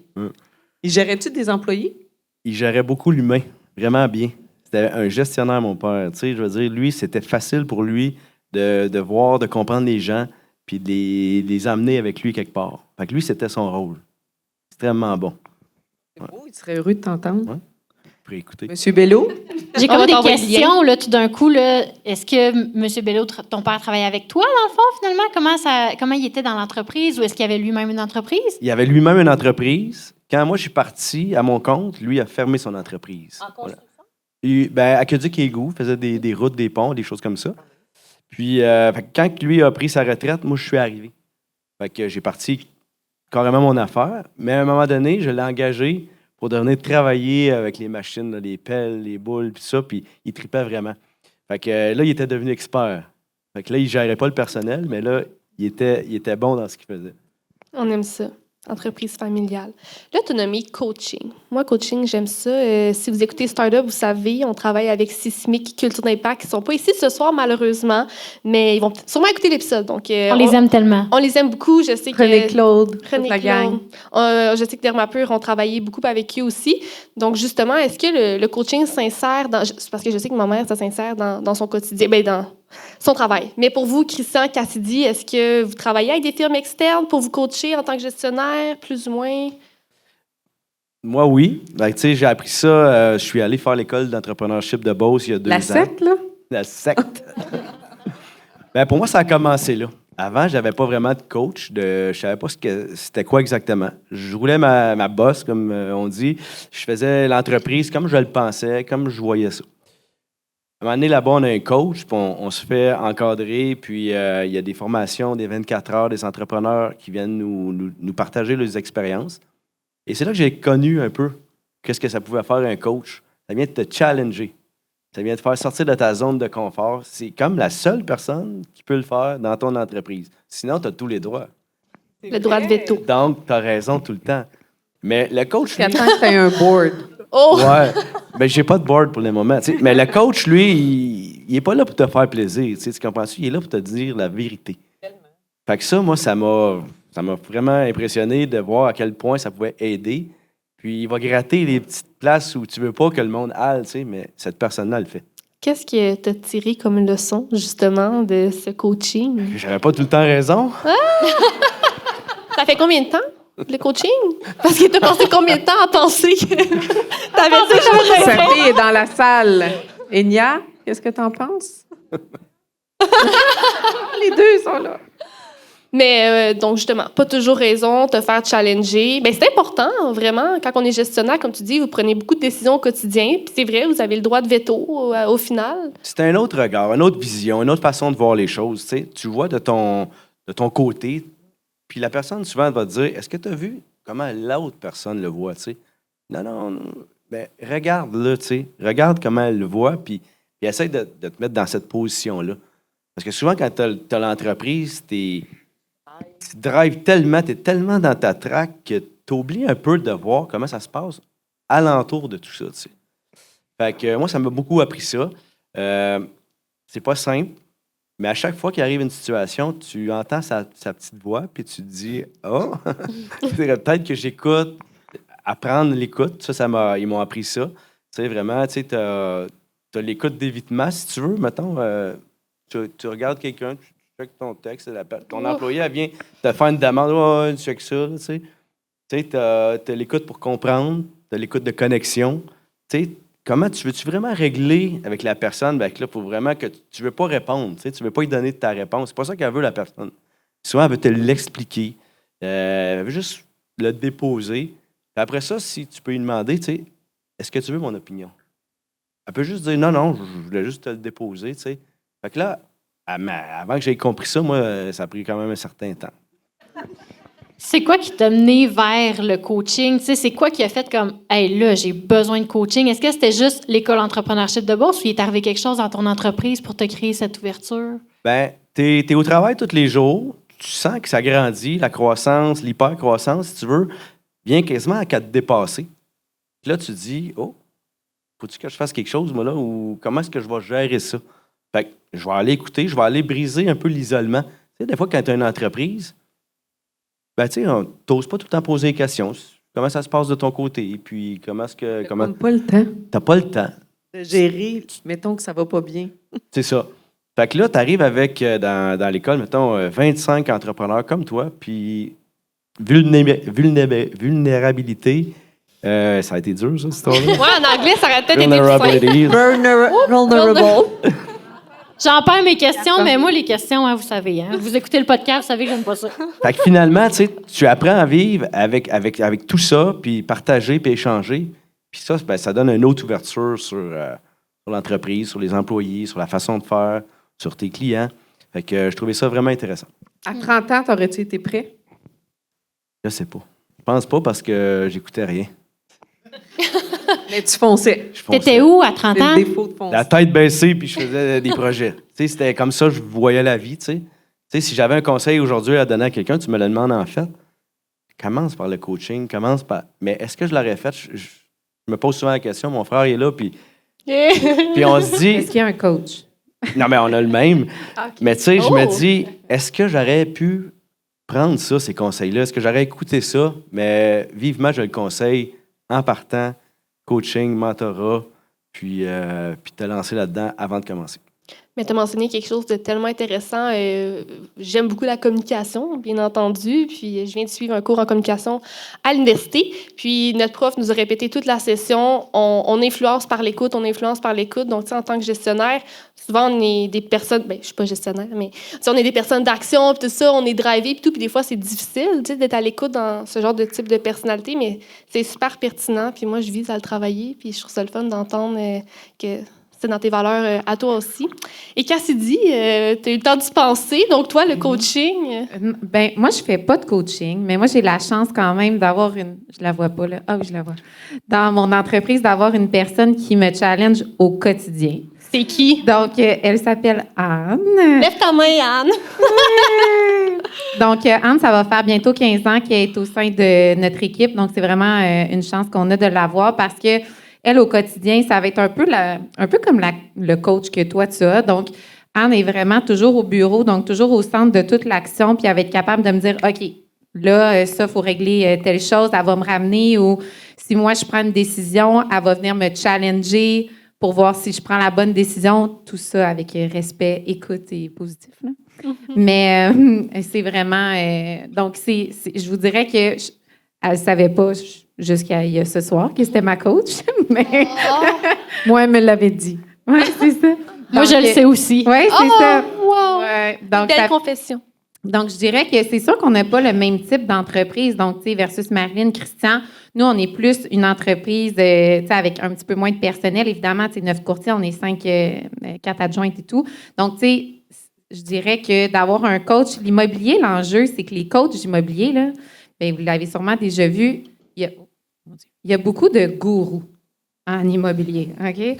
Donc, ils n'ont jamais fait une transaction de leur vie, mais ils vont vous dire comment ça marche. Moi, ça, je ne suis pas capable. Fait que c'est sûr que j'en vois beaucoup qui disent « fais des stories, écris aux gens ». Non, concentre-toi sur tes clients, fais de la prospection, mets des efforts, entoure-toi, mais je trouve juste qu'à un moment donné, Instagram, Facebook, c'est pas ça qui va faire que tu vas réussir en immobilier. Là. Donc, malheureusement, je trouve qu'il n'y a pas énormément, puis ça, c'est ma perception, hein. Il y a pas de... Je trouve pas qu'il y a beaucoup de coachs en immobilier qui sont performants. J'ai par contre fait du mentorat avec un courtier immobilier que je respecte énormément, Georges Bardagy, qui ça fait un peu plus de 30 ans. Il y a 10 ans, quand on avait parti l'agence, on était allé rencontrer Georges Bardagy, puis il nous avait coaché parce que lui avait sa propre équipe. Ensuite, quand j'ai racheté Francis, je suis allée me rasseoir seule avec lui pour me donner des cues, pour me donner une piste, justement, de savoir vers où aller, pourquoi mes courtiers veulent être dans mon équipe, qu'est-ce que je peux faire pour la rétention, comment ils peuvent être bien. Tu sais, on a sorti maintenant, on a des membres LD du mois. Donc, ça leur donne une certaine, évidemment, une reconnaissance, un petit quelque chose avec ça. Ça amène un bon sentiment d'appartenance, mais justement, c'est Georges qui m'a aidé, donc qui m'a coaché. Fait que j'ai pas de coach, mais j'ai des mentors au besoin. C'est parfait, c'est parfait. Moi, je me dépendait de ta souviens recette. aussi, là, le regroupement des chefs, êtes-vous là-dedans? Cam, Ah elle oui. avait ça aujourd'hui. Oui, moi, j'avais ça aujourd'hui. Puis, il y a Alex et Antoine qui sont là ce soir. C'est... moi, je trouve que c'est un peu comme ma ils vont me thérapie. solliciter. Là. C'est vraiment le fun. Marilyn, t'en as fait partie longtemps. Puis, Moi, j'ai 10 ans. c'est ça. Marilyn, elle m'a un peu installée là. J'ai un autre de mes clients, Benjamin, il me disait toujours « Rencontre Steve, il faut que tu ailles là, t'es rendu là. » Puis moi, je trouvais que c'était un peu... je le voyais un peu comme toi, comme trop de coach d'affaires. Puis moi, je suivais plein de formations en ligne, des webinaires. J'étais comme « OK, c'est too much. » Mais le groupement des chefs, c'est très, très bien organisé. Puis là, mon chum, il est là. Puis d'habitude, je parle de lui, puis il n'est pas là. Mais des fois, il est comme « OK, c'est quand ta rencontre? » là? Parce que, je ventile à lui, puis lui, il comprend pas tout. Puis des fois, il est comme « OK, c'est trop pour moi. » Mais c'est comme un safe space où est-ce que tu peux tout dire ce qui se passe dans ton entreprise, mais tu as le input puis l'expertise de tout le monde. Ouais, ils te mettent dans un groupe qui va être à peu près la grandeur de ton entreprise. Ça, tout c'est important. C'est une dizaine. Moi, j'ai eu le même groupe pendant 10 ans. On a grandi ensemble, nos business ensemble. Fait que tout est confidentiel. Tu arrives, il y a un 5 minutes de tour de table. Round Puis, table. si quelqu'un a besoin d'un coup de pouce, il l'a écrit. Fait que Mais- l'équipe va se concentrer à donner le coup de pouce aussi. Mais je trouve ça difficile. J'ai déjà fait femmes et sœurs. Donc, justement, tu es mergé avec d'autres femmes dans d'autres milieux. Puis, tu fais une formation, puis tu apprends avec elles. Mais je trouve ça difficile parce que l'immobilier, c'est une chose d'être courtier, mais d'être propriétaire d'une entreprise, d'être propriétaire de l'agence, c'est autre le chose. groupe Puis, des chefs. ils vont... J'ai Ouais. fait les deux, moi, Cassidy. Ah ouais? J'ai fait Femmes et Sœurs, puis j'ai fait celui-là. Puis tu vois, j'étais encore un peu en contact avec certaines personnes avec Ouais. qui j'étais dans mon groupe, mais là, ils te font une entrevue. Moi, et- j'en ai une qui faisait genre des colliers. là, tu sais. C'est ça. Mais tu sais, nous autres, comment ça fonctionne? J'ai rien là? contre le Il monde. n'y a pas de qui font des sous-métier. Mais c'est parce que, en fait, Il y a- c'est qu'ils hey, non, il y a matchent. aucun C'est ça qu'elle a dit. Il n'y a pas de sous-métier. C'est juste que j'ai de la difficulté. Moi, j'ai pas un métier où est-ce que je dois aller vendre des colliers. Là. C'était pas nécessairement à la hauteur de ce que tu fais au quotidien. Exactement. Non, c'est pour juste ça qu'on qu'ils mettent de même niveau. là. on n'avait C'est pas ça. nécessairement de points communs, mettons, Ouais. sur nos entreprises. Mais il y a évidemment. aussi Quand un ils font match de l'entrevue, personnalité. c'est une très bonne C'est ça. personne. Ils font, tu sais, comme moi, j'étais arrivée en premier, puis là, j'étais full stressée parce qu'ils te passent en entrevue. Les 10, Le là, la groupe, gang, ils doivent te choisir. Ils te choisissent si tu rentres dans le club. Parce que mais tu sais, tu te confies C'est sûr qu'ils vont te vraiment. choisir. C'est une secte. Ça Non, mais moi, je Ça pleure tente-tu? chaque fois, là. J'ai pas le goût de pas en tout. Mais voyons, T'aimerais ça, choisir. Cassidy? T'aimerais ça? Oui. Ben, tu parles quand même, tu sais, ben, t'es ma cliente. Puis, tu sais, on se Dis-le raconte. pas, j'ai des cheveux blancs. Non, pas des cheveux blancs, là. On peut faire des coupes, on peut faire plein Ben de oui, ben choses, là. Des mises en plis, mais bref. Non, c'est ma cliente, Cassidy. Ah, c'est ça. Dis pas que je vais à ta clinique. Un beau modèle, sont toutes mes clientes. Vraiment. Mais bref, t'es Moi quelqu'un qui aussi. aime échanger. Un reveal. T'es-tu allé faire ton Bella, là? C'est un petit soin doux. T'aimerais ça, en fait. T'as jamais fait de Les hommes, Bella? là, Jamais fait le là, chez Bella. Dermapur, les esthéticiennes, ils font des beaux faciales. Ils peuvent faire tout le petit nettoyage, les Essayez poils ça, les d'oreilles en filles, même le temps. Bella, c'est vraiment le fun. C'est le meilleur soin, le Bella. À main levée, quel homme est déjà allé chez Dermapur? Mon père. Mon chat. Yeah, mon gendre. Mon Curiosité. chum, mon beau-père, mon En grand-père. fait, les hommes, là, ils viennent pour l'acné, ils viennent pour la rosacée, les petites poignées d'amour, le poil. Ils n'ont pas tout ça, tout le monde. Et On fait dira pas qui fait quoi. de la repousse des cheveux. Fait qu'avec le PRP, là, on stimule le cuir chevelu. Faut qu'il vous en reste. C'est plus pour le renforcer. Vous en faites pas apparaître, là. Non. Non, OK. On avait un équipement à un moment donné, le Norbert, il a tous les cheveux blancs. Mais mon père, on avait un équipement qui stimulait la pousse. Puis mon père faisait le ménage à la clinique avec ma mère le soir, puis il allait sous l'équipement. Puis il m'a dit, tu me croiras pas, mes cheveux poussent noirs maintenant. C'est vrai? Hein? Et là, on n'en revenait pas. Ça, c'est la machine qu'on a dans notre garage. Ouais, ben on a déménagé aujourd'hui, il est resté dans Oui. le garage en haut. Ouais. Non, moi, ma mère adore ma crinière. Pas besoin. Moi aussi, je suis cliente de Camille, d'ailleurs. Mais bref, revenons-en entre chefs. Ben, ce que je voulais te dire, c'est que tu es quelqu'un qui aime beaucoup échanger sur ton quotidien d'entrepreneur, puis tu es quelqu'un d'assez vulnérable puis de très accessible, fait que je pense que tu t'y plairais. Ah. Avec le bon groupe qui t'a choisi et que tu choisis. Mais Ok, oui. moi aussi, j'ai choisi. Ben oui, c'est ça. Dans le fond, le Fais pas premier... pitcher un groupe qui t'intéresse Non, pas. non, c'est vraiment un C'est choix mondial, mutuel. là. Ça, c'est mondial, mais en Estrie, mettons à Montréal, tu as YPO, Young Mais est-ce que c'est President. tous des gens de l'Estrie? Je suis Là, la tu seule serais qui dans un connaît groupe pas de les l'Estrie. chefs, ou- Oui, Ben, moi, ils sont rentrés un ok. jour dans mon bureau, là, puis je rachetais un actionnaire, là, je pense, dans ce temps-là, j'avais 3 cliniques. Puis là, je disais, j'ai pas le temps pour ces meetings-là. Puis la fille qui s'occupe de ça me sollicitait, là, j'étais comme zéro le temps. Là, elle rentre dans mon bureau, tu sais, t'es toute seule depuis 3 ans d'affaires, là, tu rachètes quelqu'un, là, tu sais. Et là, je me suis effondrée, genre, elle me parlait, puis j'étais là, c'est vraiment moi qui a décrit, puis là, j'étais là, c'est pas toujours facile. Là, elle m'a eu drette, là, elle a vu là, que j'avais Un ma petit peu de petite faille. vulnérabilité. Ouais. Puis... Fait que là, je me suis abonnée, hein, parce qu'il faut que tu payes pour aller là. Ah, Ben ils te oui. choisissent, puis tu payes. Ouais. Il n'y a rien de gratuit. Puis après, il faut que tu amènes tes amis, puis plus tu amènes d'amis, plus tu fais d'argent. Hey, c'est le fun! La pyramide de Ponzi. Pyramidal! Tiens, tu veux On est venir au tous chef? pris là-dedans. C'est un pyramidal haut de gamme. Non, Eh bien- c'est un regroupement mondial, là, puis ils vont te mettre avec des gens que l'entreprise de la même grandeur. Tu te vois aux 6 semaines. Tu peux pas vraiment manquer ça. En fait, KCD, c'est un temps d'arrêt. Donc, c'est de l'entraide. Tu peux partager ton expérience à quelqu'un qui en connaît un peu moins. Puis, moi, ce que j'ai vu, c'est que souvent, tu vas amener des bons points à quelqu'un qui est dans ton domaine, oui, mais dans le domaine des colliers Un aussi. domaine, ouais. Ouais. Oui, oui, oui. Fait que Non, tu mais peux prendre de son expérience, de sa façon de faire. Non, ce que je veux dire, c'est... j'ai pas dénigré les colliers.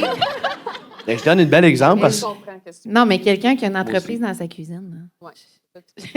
C'est pas la juste même pas au réalité, puis tu niveau. peux Non, pas te comprendre quand tu parles. Tu parles juste pas la même langue, en fait. Exactement, mais je lui souhaite qu'elle soit dans les gens coutus. là. Mais oui. mais je vais te donner un exemple, c'est que par ton expérience, l'expérience des 9 autres qui sont là, cette personne-là, c'est peut-être un entrepreneur qui fait dans sa cuisine, Mhm. puis qui va devenir multinationale un jour. C'est autre qu'elle sait juste pas comment le faire. Ouais. Fait qu'elle fait du bon travail, tout ça, puis d'apprendre des autres, elle va venir échanger, puis dire, OK, je vais sortir de ma coquille, puis je vais le faire. Tu sais. Fait que moi, c'est comme ça que je vois ça un petit peu. Tu là. donnes puis tu reçois là, quand tu es Exact. là-bas. tu sais. Exactement. Il faut que tu participes, mais tu n'as pas un gros temps. Là. C'est 4 heures l'après-midi aux 6 semaines. Fait que ça roule. Là. Tout le monde, t'es 10. Il faut que tout le monde ait le temps de dire comment il va. Tu as le droit à un coup de pouce. Fait qu'il y a toujours une personne qui, à travers une épreuve, fait que tu te sens que tu aides quelqu'un. Là, tu repars du meeting, tu es comme on l'a aidé. Puis Ben, c'est un peu le même sentiment que justement, tu sais, à plus petite échelle, en équipe, s'il y a un courtier qui a une difficulté puis que je suis capable de l'aider à solutionner, trouver une solution ou une équipe, tu sais, l'équipe administrative, je pense que ça amène justement ce sentiment-là de dire que tu peux faire une différence. Mais moi, contrairement, tu sais, vous n'êtes pas avec les clients, mais moi, je suis assis au quotidien avec des clients où est-ce que j'en trouve des solutions, où est-ce qu'on s'assoit puis qu'on dit, OK, pourquoi ça ne fonctionne pas, qu'est-ce qu'on peut faire? Donc, c'est un peu différent comme milieu, mais je pense que c'est vrai qu'on peut apprendre de chaque domaine. Tu sais, je pense que vous deux, vous avez plein de gens ici là, qui ont des entreprises, justement, que c'est super intéressant. Puis j'aurais pas c'est un bel été là échange. 10 ans, mettons, que j'apprenais pas. Là. Avant de plonger dans la suite de notre épisode, permettez-moi de vous parler de notre partenaire RH qui incarne l'esprit même de l'entrepreneuriat et du développement humain. Chez Sismic Culture d'Impact, l'entrepreneuriat n'est pas seulement dans leur ADN, c'est au cœur de tout ce qu'ils font. En tant que leaders en coaching, en développement organisationnel et en stratégie d'impact en ressources humaines, ils sont les architectes de cultures fortes et innovantes dans les organisations québécoises. Ils croient au pouvoir de la collaboration, à la force du partenariat. Avec Sismic, la transformation devient réalité. Leurs mots-clés, performance, engagement, expérience. Nous sommes fiers de les avoir comme partenaires sur Startup. Leur soutien à la relève entrepreneuriale, c'est plus qu'une cause sociale, c'est une philosophie d'action. Alors si vous cherchez à innover, à bâtir une culture forte, à propulser vos équipes vers l'avant, faites équipe avec Sismic Culture d'Impact.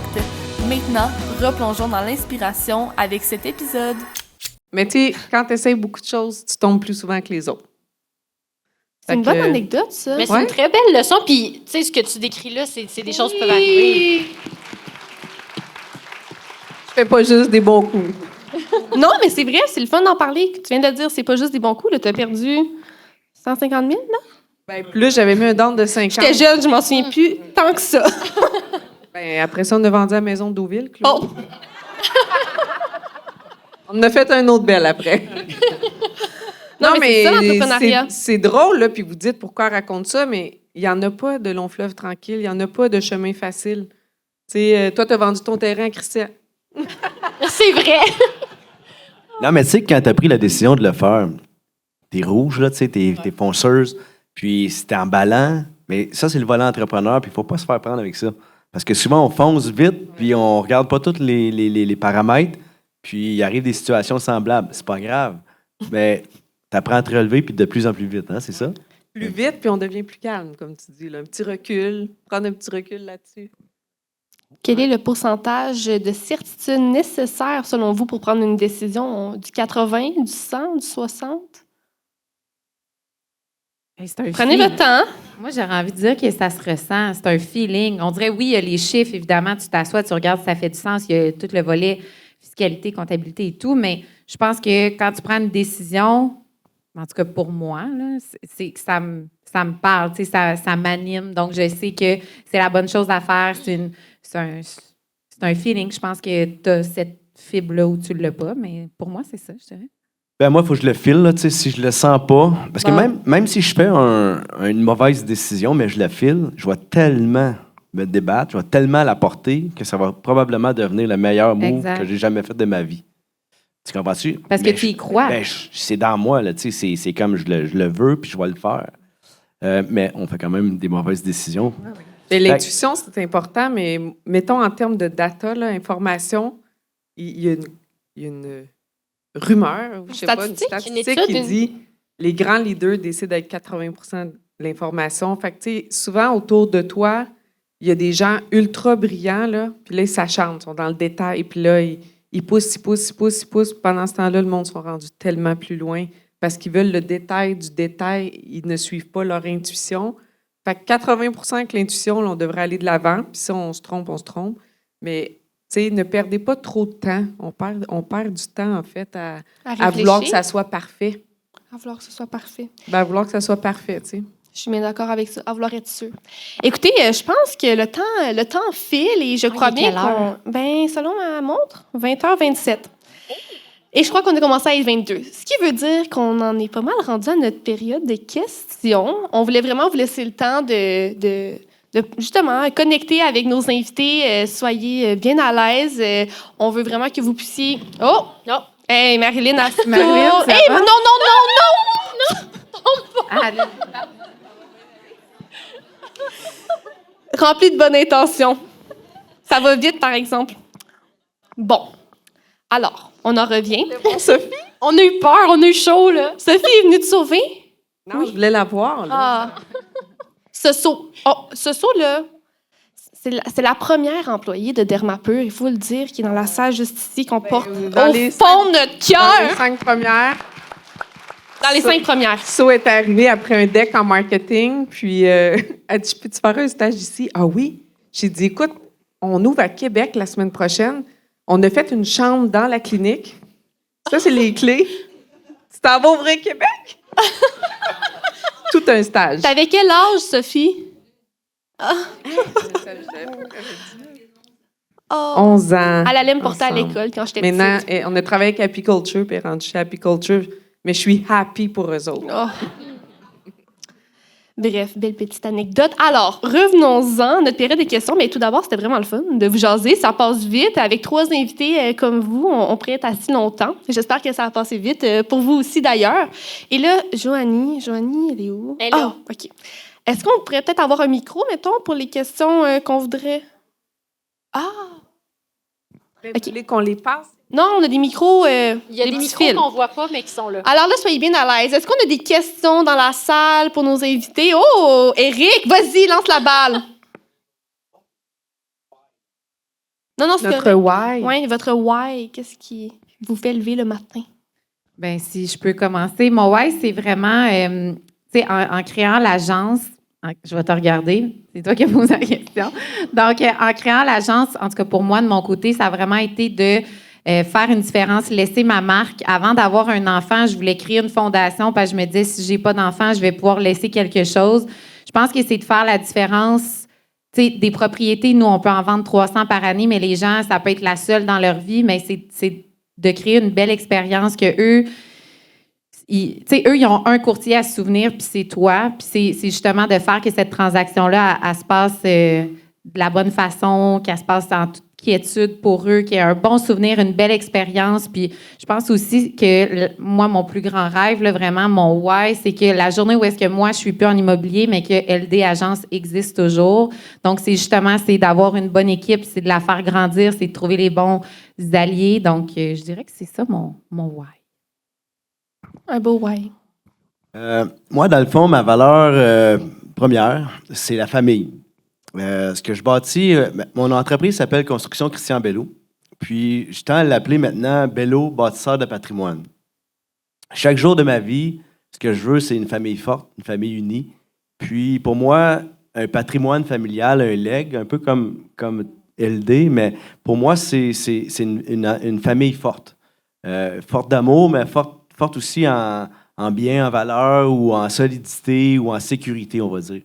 Fait que je me permets de vouloir changer un peu ce scénario-là au niveau de tout l'ensemble de la population autour de nous, tu sais.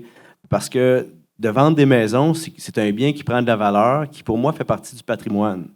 Je crois qu'on peut changer le patrimoine des gens s'ils osent venir une première fois chez nous, acheter une maison, puis la capitaliser, de la rendre plus, au bout de quelques années, tu sais, elle va prendre en valeur. Puis, ce client-là, il peut faire un gain dessus. Puis, en l'accompagnant tout au long de sa vie, on peut bâtir leur patrimoine comme ça. On peut changer quelques fois de maison, faire des investissements locatifs. Puis, moi, mon plus grand why, c'est que les premiers clients que j'ai eus, ce soit les enfants qui viennent acheter chez nous puis qui disent « T'as pas le choix, tu vas acheter chez Bello. Ça fait 20 ans que je suis là, 25 ans que je suis là. » Puis, ils sont toujours là. Ils étaient là quand j'ai commencé, puis ils sont là aujourd'hui.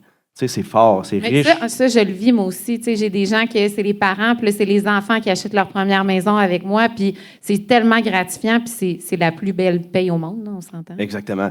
Puis, tu sais, à l'intérieur, tu parles d'enfants. Mes enfants sont là, tu sais, je veux intégrer la famille dedans, tu sais, puis pour moi, ça me parle, puis je me rends compte de plus en plus que c'est pour ça que je me lève le matin. C'est beau. Beau!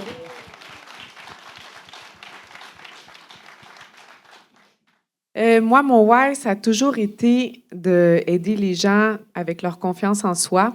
Fait que c'est sûr, à travers l'offre de services de Dermapur, je vois les femmes se transformer. Une femme, tu sais, je comprends que les jeunes ont des besoins et tout ça, mais pour moi, la femme de 40 ans, 45 ans et plus, qui tombe en ménopause, qui dort plus, puis que son corps se transforme, qu'elle a de la difficulté, là, quand elle arrive chez nous puis qu'elle dit « Hey, il reste l'autre moitié de ma vie, mais là, j'ai de l'air fatiguée, pouvez-vous m'aider? » Moi, là, je trouve ça extraordinaire de pouvoir que les gens se sentent un peu mieux dans leur corps, qui est leur première carte de visite. C'est comment on se présente, c'est important. T'sais, on prend soin de nos cheveux, on s'habille, mais touchez pas à ton visage. C'est un non-sens. Fait que moi, j'ai voulu éduquer, puis que les gens sentent que chez Dermapur, c'est le gym de la peau, mais aussi qu'on prend soin des gens de l'intérieur. Et moi, c'est vraiment ça mon purpose, mon why, c'est de voir les gens gagner en confiance, puis aussi vraiment mes employés. Fait que moi, j'ai eu beaucoup de plaisir à voir des jeunes filles comme Sophie, qui est rendue la maman de 2 beaux grands-enfants, se transformer chez Dermapur. Tu sais, je me souviens de Catherine qui est passée chez nous, puis elle disait « Moi, je suis rentrée ici, j'étais une petite fille, là, je suis devenue une femme. » Elle avait gagné le Club Excellence à Las Vegas, là, puis elle disait « Je suis une personne plus forte à travers ma carrière chez Dermapur. » Fait que pour moi, c'est vraiment de pouvoir aider les autres à s'accomplir ou avoir confiance en eux, là, ça me fait vraiment, vraiment triper. Fait que c'est mon why personnel. Alors, c'est ma quête.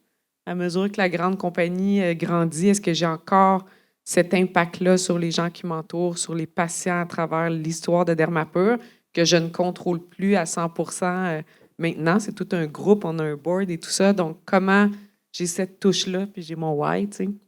Fait que voilà. Mais voir les autres s'accomplir comme ma belle Chloé, ça, c'est ma paye comme toi, Christian. Voir nos enfants se développer puis être des belles personnes, c'est vraiment beau.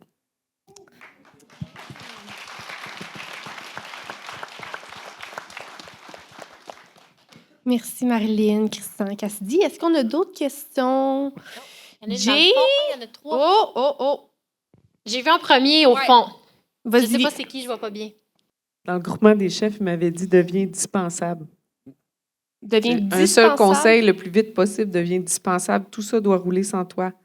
Fait que, tu sais, sortir des opérations, là, c'est tout un tracas là, de tout mettre en place pour que ça roule sans toi. Là. Il y a un sentiment quasiment d'abandon. Tu es comme, mon Dieu, ils sont capables sans moi. Fait que c'est un processus. Moi, ça a dû me prendre 2 ans de venir vraiment...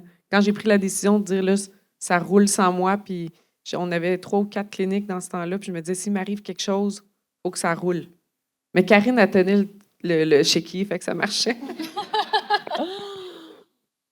De ma part, là, tu sais, c'est pas réglé, tu sais, c'est un combat tous les jours, c'est comme un sevrage, là, tu sais. Ben, c'est le fun de travailler, tu sais, puis de participer dans les opérations, puis de t'emmener dans un rôle de gestion. Il faut que tu le vois complètement différemment, tu sais. Il faut que tu trouves ton compte là-dedans. Puis je me pose la question si des fois, t'es mieux de rester des fois dans l'opération puis de mettre quelqu'un en gestion, tu sais. Ça peut être aussi ça. Ça, c'est une bonne réflexion à avoir. Pas parce que tu es le propriétaire de l'entreprise que tu es obligé d'aller en gestion, tu sais, de sortir de l'entreprise. C'est bien, mais si tu n'aimes pas nécessairement ça, c'est pas une obligation. Fait que moi, je suis hybride entre les deux. Là, tu sais, je sors de l'opération, mais j'aime ça garder les mains sur la balle un peu quand même. Faut que tu passes du temps avec Team Factory. Ouais, une autre petite étape encore. J'ai un petit messenger qui m'attend. Ah!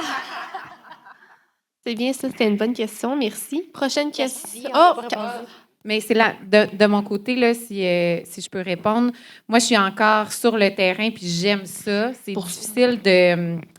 difficile de sortir, c'est d'avoir un peu ces 2 chapeaux-là, mais c'est de faire vraiment comment que toi, tu es bien en entreprise. Je pense que tu peux avoir du succès si tu mets les bonnes personnes aux bons endroits. Tu sais, justement, chacun, everyone in your seat, là, c'est quoi tu dis? Tout le monde dans son siège. Ouais, tout le monde dans son siège.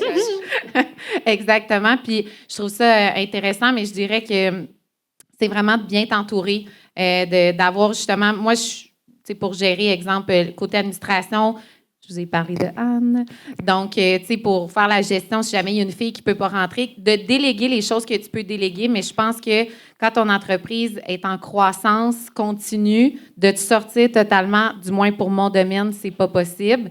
Puis, anyway, je serais malheureuse de ne pas être sur le terrain. Donc, comme Christian disait, tu sais, j'appuie ça, de trouver un peu le meilleur équilibre. On en parlait tantôt, tu sais, un équilibre. Il y a des experts en opération. Là. Tu sais, quand l'entreprise est rendue très, très grande, là, c'est rarement le fondateur qui va être la position haute. Là. C'est Chief Operation Officer, là, le chef des opérations. En fait, c'est souvent des spécialistes là-dedans. Là, tous les systèmes, le fine-tuning, tout ça, c'est rarement le fondateur inspirant qui avait de la drive, tout ça qui... Fait que ça finit par se scinder. Fait que tu dois choisir, tu sais, quelle position tu vas avoir à travers tout ça. Fait que es-tu le CEO président inspirant ou tu vas encore rouler ta business parce que tu as un profil opérationnel? C'est toutes des bonnes questions. Merci pour ce partage. Désolée, Cassidy, c'est pas que je ne voulais pas te poser la question. Y a pas de souci. OK. Après ça, j'ai vu en arrière aussi. Moi, je le vis avec mon garçon de 4 ans et demi. Là. Donc, je dirais que c'est d'avoir un horaire qui est extrêmement bien rodé. Là. C'est plate là, comme exemple, mais c'est justement d'avoir une discipline de je me lève tôt, je prends un temps pour moi, c'est exemple, aller t'entraîner, peu importe. D'avoir un moment pour toi, je pense que c'est important. Ensuite, justement, d'avoir une routine, puis d'avoir une rigueur, puis avoir quelque chose qui suit bien. Mais aussi, c'est plate, là, mais le conjoint va vraiment faire la différence. Conjointe, papa, maman, peu importe. Ou la famille. Je pense que c'est d'être une équipe, c'est d'être capable de se relayer, justement. Exemple, si vous êtes 2 entrepreneurs en couple, comme dans mon cas à moi, c'est certain que si un soir, moi, je travaille, je sais que le lendemain, lui, il peut aller travailler. C'est de se relayer, de trouver l'équilibre. Mais je pense que c'est la quête d'une vie, honnêtement, de trouver cet équilibre-là parce qu'on vit des moments de culpabilité quand on n'est pas là puis qu'on ne dit pas bonne nuit puis qu'on n'est pas présent, comme exemple ce soir. Puis lui, le lendemain matin, il se réveille, il est super de bonne humeur. Fait que, cette culpabilité-là, c'est juste lui qui l'a vécu. Mais je pense que c'est plutôt... je pense aussi que ta fille n'est pas si vieille que ça. C'est quand on est avec eux, mettons, dans la routine du soir, là, mon truc à moi, essayer le plus possible, puis je suis vraiment pas parfaite, là, mais d'essayer de moins répondre au téléphone ou dire à partir de 7 heures, je vous rappelle parce qu'à 7 heures, il est couché. Après ça, c'est c'est ta vie de couple, puis c'est tout le reste qui y passe, là, on s'entend, mais c'est de trouver, je pense que c'est vraiment la quête d'une vie. Moi, c'est comment je vois avec mon mode de vie, du moins. Moi, Jessie, je suis certain que chez un entrepreneur, l'équilibre, ça n'existe pas. Il faut juste s'accepter, tu sais, puis vivre avec. Puis donner ce que tu as quand tu es là, tu sais, tu essaies d'être présent, mais veux pas, un entrepreneur est tellement passionné, tellement dans sa tête, qu'il ne sera jamais totalement là. Tu sais, je veux dire, sinon, c'est de l'emprisonner. Tu sais, moi, je vais en voyage, je me promène, je vois des maisons, je vais visiter. C'est constamment là. Moi aussi, je regarde les agences. Moi, je fais pas ça. Puis, tu sais, à un moment donné, je pense que les gens autour apprennent à vivre avec qui tu es un peu. Puis, c'est respecter ça, puis d'essayer de se trouver des temps quand même, d'avoir un certain équilibre. Mais moi, j'ai fini mon combat contre l'équilibre. Je me dis, je m'assume, je suis faite comme ça, puis je suis un passionné. Tes filles t'aiment. Marilyn. Au fil des années, c'est sûr qu'on est beaucoup dans notre tête, là, puis le travail prend beaucoup de place. Puis je me vois dans des sorties sociales où est-ce que les amis autour de moi, comment ça va? Moi, la première affaire, c'est comme un bilan de Dermapur. Fait que, on dirait que comme ma vie, c'est Dermapur. Là. Fait que, je fais un bilan, puis je me souviens, au club de ski, quelqu'un m'avait dit un jour, pas que je suis une grande skieuse, là, Mathieu est un grand skieur, mais quelqu'un m'avait dit, mais à part ça, là, mais à part ton travail, j'étais comme, ah, OK, ouais, on a du bon temps en famille, tout ça, mais en fait, ça prend comme vraiment ta vie, là, tu sais. Fait que nous, on vit en nature, fait que ce contact-là avec la nature, la famille first, tu sais. Fait que toujours se faire des soupers avec mon conjoint, il a 2 petits-enfants aussi. Fait que c'est très, très précieux. On essaie d'être tous ensemble aussi le dimanche. Mais pour vrai, là, pour moi, soir et fin de semaine, oui, là, j'ai plein de dossiers, là, mais je fais des sports. Ton enfant est sur scène, là! Ouais. Je fais des sports de plein air, puis non, mais je sais m'amuser et tout, là. Mais tu sais, si je peux me permettre... Oui. Je me justifie. Il n'y a pas de temps mort avec Marilyn, là, je vous le garantis. On va jouer au volleyball chez Christian. Oui! Non, mais vraiment, je suis bien d'accord avec toi. Puis, si je peux me permettre... Trouvais-tu qu'on avait un équilibre? Oh mon Dieu, une intervention, ma fille! Session de pas grave, thérapie. Happy Culture peut nous aider. Non, mais si je peux me permettre, tu sais, encore une fois, sans dévoiler mon âge, mais je suis assez jeune, puis depuis quelques années, c'est clair pour moi que l'entrepreneuriat m'attire énormément. J'ai clairement la fibre en moi grâce à mes parents. Puis ma mère me le répète souvent que pour elle, c'est, je veux pas dire le plus beau cadeau, mais je pense que ça lui fait chaud au cœur de voir que ça l'apaise de savoir qu'aujourd'hui, je vais être entrepreneur. Ça lui confirme qu'à travers toutes ces années-là, même si jour et nuit, elle travaillait, j'ai quand même trouvé ça le fun, puis j'ai quand même eu envie de devenir entrepreneur. Fait que, tu sais, je pense que indirectement, ça répond un peu à la question, est-ce qu'on a un équilibre?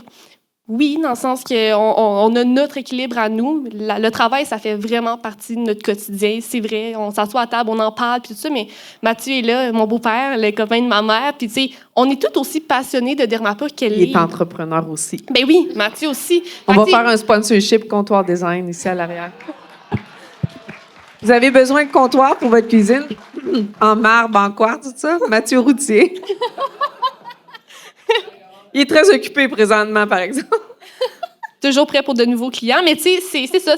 On est passionnés, puis ça fait partie de notre quotidien. On en parle beaucoup, mais on aime ça. Puis ça, c'est la Mais c'est c'est la belle vrai chose. que quand une famille d'entrepreneurs, il y a une compréhension aussi, là, quand même. Oui. Mais c'est ça aussi, c'est ça qui est beau. Tu sais, dans le couple, exemple, on est en famille, on est à New York pour Pâques, puis on veut vivre le moment, puis tu sais, je dois gérer une transaction, puis j'ai comme un moment de me dire... Je voulais juste 48 heures, tu sais, sans rien gérer, sans gérer de dossier. Puis mon chum me regarde et il fait « Mais c'est une bonne nouvelle. Tu vas closer une maison. » Champagne. J'ai fait « Ben, t'as bien raison. » J'étais allée faire ma transaction assise dans la salle de bain pour pas qu'on entende le Netflix à mon fils. Puis j'ai fait comme j'étais à Sherbrooke. Ça s'est bien passé. Fait que, tu sais, ça fait la différence dans ton mindset aussi au quotidien. Je pense que si tu es en relation avec quelqu'un qui n'est pas dans ce milieu-là, ça va être beaucoup plus difficile Je ne l'ai jamais vécu, là, mais j'imagine que ça doit être plus difficile. Moi, je le vis, là. Ah oui! Vas-y, Camille, témoignage. Parle-nous-en, Mais Camille. mon chum est très compréhensif puis très passionné aussi. C'est ça te prend quelqu'un qui a Ben- envie d'embarquer un peu dans ta folie, mais dans Personne. ton Ben- projet. De projet. Oui, mais tu sais, gars, c'est un gars de projet, de chasse, de ci. Je pense que autant l'entrepreneuriat, c'est une passion que tu as. C'est un feu que tu as dedans. Moi, j'ai des parents qui étaient enseignants en musique. Le soir, là, mes parents, ils préparaient leurs cours de la veille. Puis là, ils nous faisaient écouter de la musique. Puis, tu sais, ils étaient dans tous les comités. Fait que je pense que c'est de la passion, finalement. Puis quand tu es entouré de personnes passionnées, tu te sens pas à part. Tu as juste envie d'embarquer avec eux Tellement. autres puis trouver la tienne. Fait que tu sois entrepreneur ou pas, si tu es entouré de gens passionnés, tu vas juste la transmettre, la passion. Puis la personne ou ton enfant, je pense, ça va trouver sa propre passion puis ça va lui donner le droit. Parce que des fois, je pense qu'il y a beaucoup de gens, puis je sais que dans l'auditoire, il y a des gens qui n'osent pas se partir en affaires.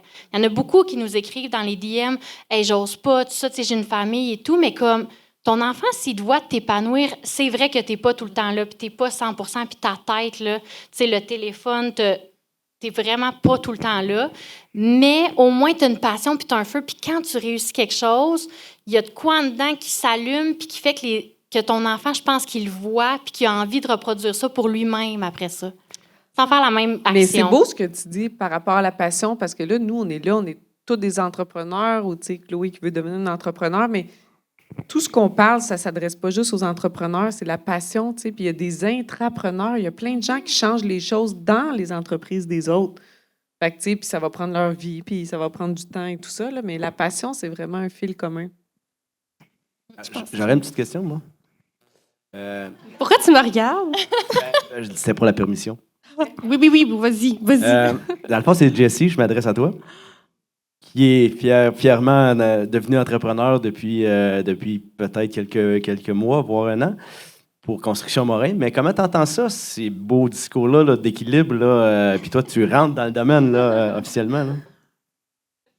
Et surtout, sens-toi pas coupable. En fait, ce sentiment-là, les mères, on l'a encore plus, là, que les pères, hein, l'avocate à côté aussi. On a toute peur. Qu'est-ce que nos enfants vont penser? Là? Chloé, elle en est la preuve. Une belle Fait que, preuve. tu sais, faisons-nous confiance là-dedans. Là. Imaginez les familles qui étaient 14. Là. Tu penses-tu qu'il y en a un qui avait toute l'attention de ses parents, les deux au souper? Là? Tu sais, puis, c'est quoi les 3 sports que tu veux faire cette année? Là? Ça n'existait pas, là. Tu sais, Sophie, elle allait porter Chloé à l'école quand elle avait 7 ans, puis j'en pouvais plus, là. T'en pouvais plus de... Elle, c'est pas eu Terrible 2 puis 4, tout ça. Chloé, c'était 7 ans, là. Elle s'était mise à me répondre. Je disais à Sophie, viens chercher.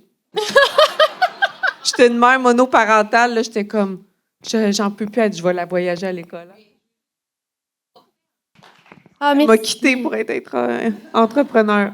C'est ça que ça donne. tu as C'est transmis fun. la fibre. Mais merci, hein, c'était un beau partage. Tout ça, est-ce qu'il nous reste du temps ou là, on commence à être short, hein? Les short On veut pas vous retenir éternellement, j'aimerais bien. On sait qu'il y avait d'autres questions, là. On prend un part 2. Joanie, il faut que tu tranches pour nous. On n'est pas capable de se contenir. Une dernière. Je sais qu'il y en avait une en arrière, puis Marie-Lou aussi. Mais je vois plus la personne en arrière. Donc, c'était toi. Ben, écoute, il y a toujours pour moi des périodes. Tu sais, dans la construction, tu sais, il y a les cycles. Puis, j'essaye de gager ça, mon marketing puis ma publicité en conséquence de ça. Bon, tu sais, nous, je vais blaguer un peu, là, mais on appelle la période des divorces chez nous, tu sais. C'est Ça se quand? passe quand? Moi, je pense Septembre. plutôt printemps. Soyez stressés. Septembre. J'aurais Septembre. pensé printemps. Ah ouais, à J'aurais rentrée pensé scolaire. janvier. L'été, c'était le fun, la réalité Ah, à puis oui, arrive à C'était le septembre. fun. Ils veulent pas payer pour Noël. Tu vois, les gens, tu sais, fait qu'on aligne un peu nos stratégies en conséquence. Tu sais, c'est des façons de faire. Il y a les renouvellements de bail. Récemment divorcé, point d'interrogation. Non, mais le retour des classes, des choses comme ça. Il est tu sais, drôle, ton marketing. Il prend avantage, là. c'est la Toi, première- toi, ton mot, c'est divorcer sur Instagram. Moi, c'est ménopausé. Mais la vie est ce qu'elle est, tu sais, dans le fond, c'est un peu ça. Fait que, tu sais, c'est la première idée qui m'est venue, mais tu sais, on cible les périodes, tu sais, puis qu'est-ce qui arrive, c'est le retour des classes, les choses comme ça. Il faut aligner ces choses en conséquence. Parce que même si tu promotionnes autre chose que ce qui se passe réellement dans la vie des gens, ben, tu es à côté de la plaque. Pour ma part, c'est un peu ça, là, c'est de suivre les marchés. Ben, moi, je fais beaucoup de marketing. Là. 3% de nos revenus sont investis en marketing à 80% digital. Fait qu'on est rendu avec des équipes, 12 personnes qui ça devient vraiment de l'analyse d'informations, de data client, en fait. Ils ont quel âge, qu'est-ce qu'ils font, tout ça. Puis tout à travers Google, Facebook, à 80 là. Moi, j'ai fait des billboards, de la télé, de la radio, c'est fini. Excuse, Jessie. Jessie, c'était ma rep de radio. Puis je sais pas s'il y a d'autres reps de radio dans la salle, là, mais une fois de temps en temps, dans des petites villes au Canada, on fait les médias traditionnels, mais le digital, c'est tout le monde est là, au bout de la main. Là. Donc, les stratégies digitales, tu tournes le volume, puis les clients, ils rentrent. C'est vraiment, ça devient vraiment très statistique. Ça convertit? Ça convertit, c'est très statistique. Moi, pour compléter, je vais pas te parler de marketing, là, honnêtement, mais je dirais que c'est une progression, peu importe où est-ce que tu es dans ton entreprise. Là, tu dis que tu es en démarrage. C'est sûr que ça va être plus difficile. Hein. Les premiers clients, c'est les plus difficiles parce qu'ils doivent te faire confiance. Après, c'est du bouche à oreille. Ça, tu peux faire de la publicité autour de ça. Comme je pense dans tous nos domaines connexes, ça s'applique. La première maison, ça a dû être la plus difficile parce que les gens devaient te faire confiance, te choisir quand tu n'avais pas d'expérience. Donc, je pense que c'est vraiment une progression. Justement, donner du bon service, aller chercher tes clients, ça part en prospection. Ensuite de ça, ça devient un client qui devient un autre client et ainsi de suite. Puis après, tu amènes ça vers le marketing, que ça soit du publipostage. Ça fonctionne bien là, à Sherbrooke, du publipostage ou sinon, évidemment, comme tu as dit, Google, le web. Puis quand ton entreprise est assez grande, nous, ça a pris quand même 9 ans avant qu'on engage une compagnie marketing. Avant, c'était nous qui plaçaient les annonces, mais dans le temps, il y avait la tribune. Bien content que tu aies décroché, Christian, la tribune. Tu voulais encore être là, qu'on mette tes maisons dans la tribune. Mais maintenant, c'est vraiment rendu sur le web. Puis je dirais que c'est ça. C'est vraiment comme une progression. Puis plus que le temps va avancer, plus facile ça va être, je te rassure. À Sherbrooke, mettons le grand bassin de l'Estrie avec 500 $ par mois. En digital, tu rayonnes. Là, le monde va voir ta marque. Ouais. Fait que c'est un montant, c'est intéressant. Puis tu n'as pas besoin d'avoir une grande firme où il y a des jeunes, là, ceux qui sortent de l'école, ils savent tout faire ça. J'ai des clients dans la salle. Mais c'est ça, placé sur Google, Facebook. Google, c'est plus facile, c'est qu'il y a des mots. Tu sors dans les mots-clés. Facebook, il faut que tu fasses des visuels. Ça peut être des photos, des vidéos. Des vidéos, c'est 10 fois plus cliqué. Fait que ça vaut la peine de te faire 2-3 petits matériels là-dessus. Mais le montant à Sherbrooke, c'est 500. Après ça, tu peux en mettre plus. Mais à 500, les gens vont savoir ce que tu fais. Merci. On répond-tu à ta question ou on est un peu... Ah ben c'est d'approcher les entreprises. On est vendus. Nous autres, on est vendus. C'est ça qu'il faut faire. C'est de la prospection. Moi, je dirais d'approcher les entreprises que tu vois qui sont en effervescence, qui veulent investir des petits budgets, qui veulent commencer. Je pense que ça peut être des super bons clients. Puis après ça, ces gens-là, moi, j'ai la même compagnie marketing depuis 9 ans. Là. Donc, je pense que... Progresse avec toi. Exactement. C'est de choisir des entreprises qui vont progresser avec la tienne. Toi, tu peux aider les gens avec le placement? Autrement. OK. Moi, je suis en plein dedans, fait que je ne donnerai pas de conseils. Tu l'as vécu à d'autres étapes de... À d'autres étapes, mais tu sais, la fusion qu'on a vécue en janvier passé, c'est le plus gros chapitre, en fait. C'est l'Ouest qui se joint à l'Est. Puis, tu sais, moi, là, on me le fait sentir que je suis une femme jeune, francophone, non médecin. Un peu anglophone tout de même, on l'a vu ce soir. Mais c'est ça, fait que c'est toujours un défi. Moi, je vis vraiment l'Est du Canada, l'Ouest du Canada. Et là, ils veulent transformer Dermapur. OK, mais tu sais, il y a tellement plus à faire. On a déjà L'Oréal, on veut rayonner. Fait que c'est un grand défi, même dans toutes les entreprises. Puis je pense qu'après, c'est comment les gens acceptent de s'unir derrière des belles valeurs, des mots, là, il y en a 1 million. Tu en choisis 3-4, tu les... En anglais, nurture, là, tu les alimentes en équipe, puis tu choisis de donner de la valeur à ça. Sinon, c'est une guerre constante de c'est quoi tes valeurs, c'est quoi mes valeurs, tu sais, tout ça, là, puis on pourrait en parler si tu passes à travers ça, là. Fait qu'on l'a vécu à plus petite échelle, mais là, l'Est-L'Ouest, on est en plein dedans. La gestion du changement, ça prend quasiment plus qu'1 an, là. Je vois ça comme 18 mois. Puis à un moment donné, tu embarques ou tu débarques, là. Tu sais, tu peux pas avancer si tout le monde est dans l'incertitude. C'est une très grande question. Ça sonne en 70-15% des fusions échouent. 70% des fusions échouent. 70% des fusions échouent, oui. Oui. On vous souhaite bonne chance. On se voit dans un an. Avez-vous quelque chose à rajouter là-dessus de votre côté? Ben, moi, je veux juste donner mon expérience. Tu sais, nous, on est dans un changement un peu de culture, de valeurs, tout ça. Tu changes toi aussi dans ta vie de couple, des fois, puis au travail aussi. Quand l'entreprise a grandi quand même assez rapidement dans les dernières années, ben, tu mets de nouvelles façons en place. Puis souvent, tu sais, la première chose qui arrive, c'est la résistance au changement, autant d'un employé que d'un patron, peu importe. Tu sais. Puis, tu l'as dit tantôt, Marilyn, mais tu sais, des fois, il y a des gens qui voulaient l'ancienne méthode. Ils étaient bien dans ça, ils étaient confortables là-dedans. Puis, de façon naturelle, on dirait qu'ils ne pourront pas s'adapter à la nouvelle façon. Mais si tu tolères ça longtemps, tu sais, autant l'employé que l'employeur, si tu veux, ben ça va faire que tu vas devenir avec un détracteur dans ton entreprise parce qu'il ne veut pas s'adapter à la nouvelle façon de faire, même si c'est bonne ou c'est meilleur, tu sais. C'est juste la nouveauté qui fait peur. Ouais. C'est Il faut extrêmement savoir. difficile. Ça prend une ouverture, une communication incroyable. Ils sont sur le tableau de chasse. Il faut laisser aller les détracteurs. Ouais. Fait que, en tout cas, moi, je suis en plein là-dedans. Puis, tout ce que ça demande, c'est extrêmement de communication. Puis d'aller oser être vulnérable là-dedans. Puis de voir comment tu sens, puis comment les autres se sentent. Moi, je travaille ça tous les jours actuellement. J'ai changé. Les gens ont changé. Puis, c'est de s'adapter là-dedans. Ça prend beaucoup de courage pour passer au travers de ça. Mais je pense qu'une fois que le choc est fait, après ça, tu sais, ça va être le passé qui va être derrière nous, puis on va s'en aller vers l'engagement, puis vers le nouveau, vers le futur. Mais cette zone-là, là, il fait chaud, là. Il vente. Puis c'est pas si le fun que ça. Es-tu là-dedans, là? Ben, oui. Fait que, tu sais, je le sens vraiment. Puis, il y a eu une hyper-croissance, un ralentissement. Tu as une nouvelle culture dans ta tête, dans ta façon de faire. Peut-être que c'est ça que tu ressens là-bas ou pas là, c'est le sens de ta question.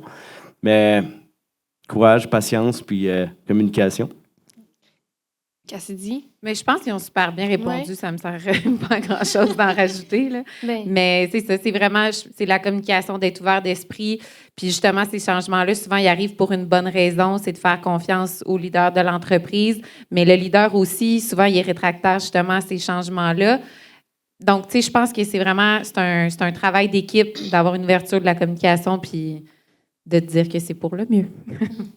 Merci pour la question. Et puis, je pense que c'est ce qui conclut pas mal l'épisode. Donc, Marilyn, Christian, Cassidy, Cam, merci de vous être joints à nous ce soir. Merci à vous! Oui.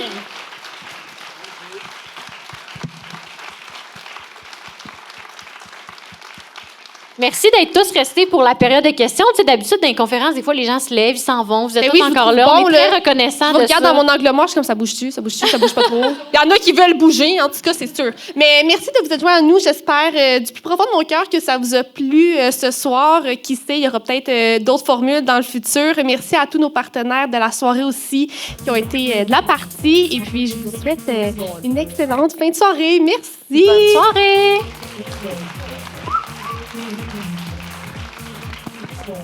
Cette saison de Startup est propulsée par Sismic Culture d'Impact.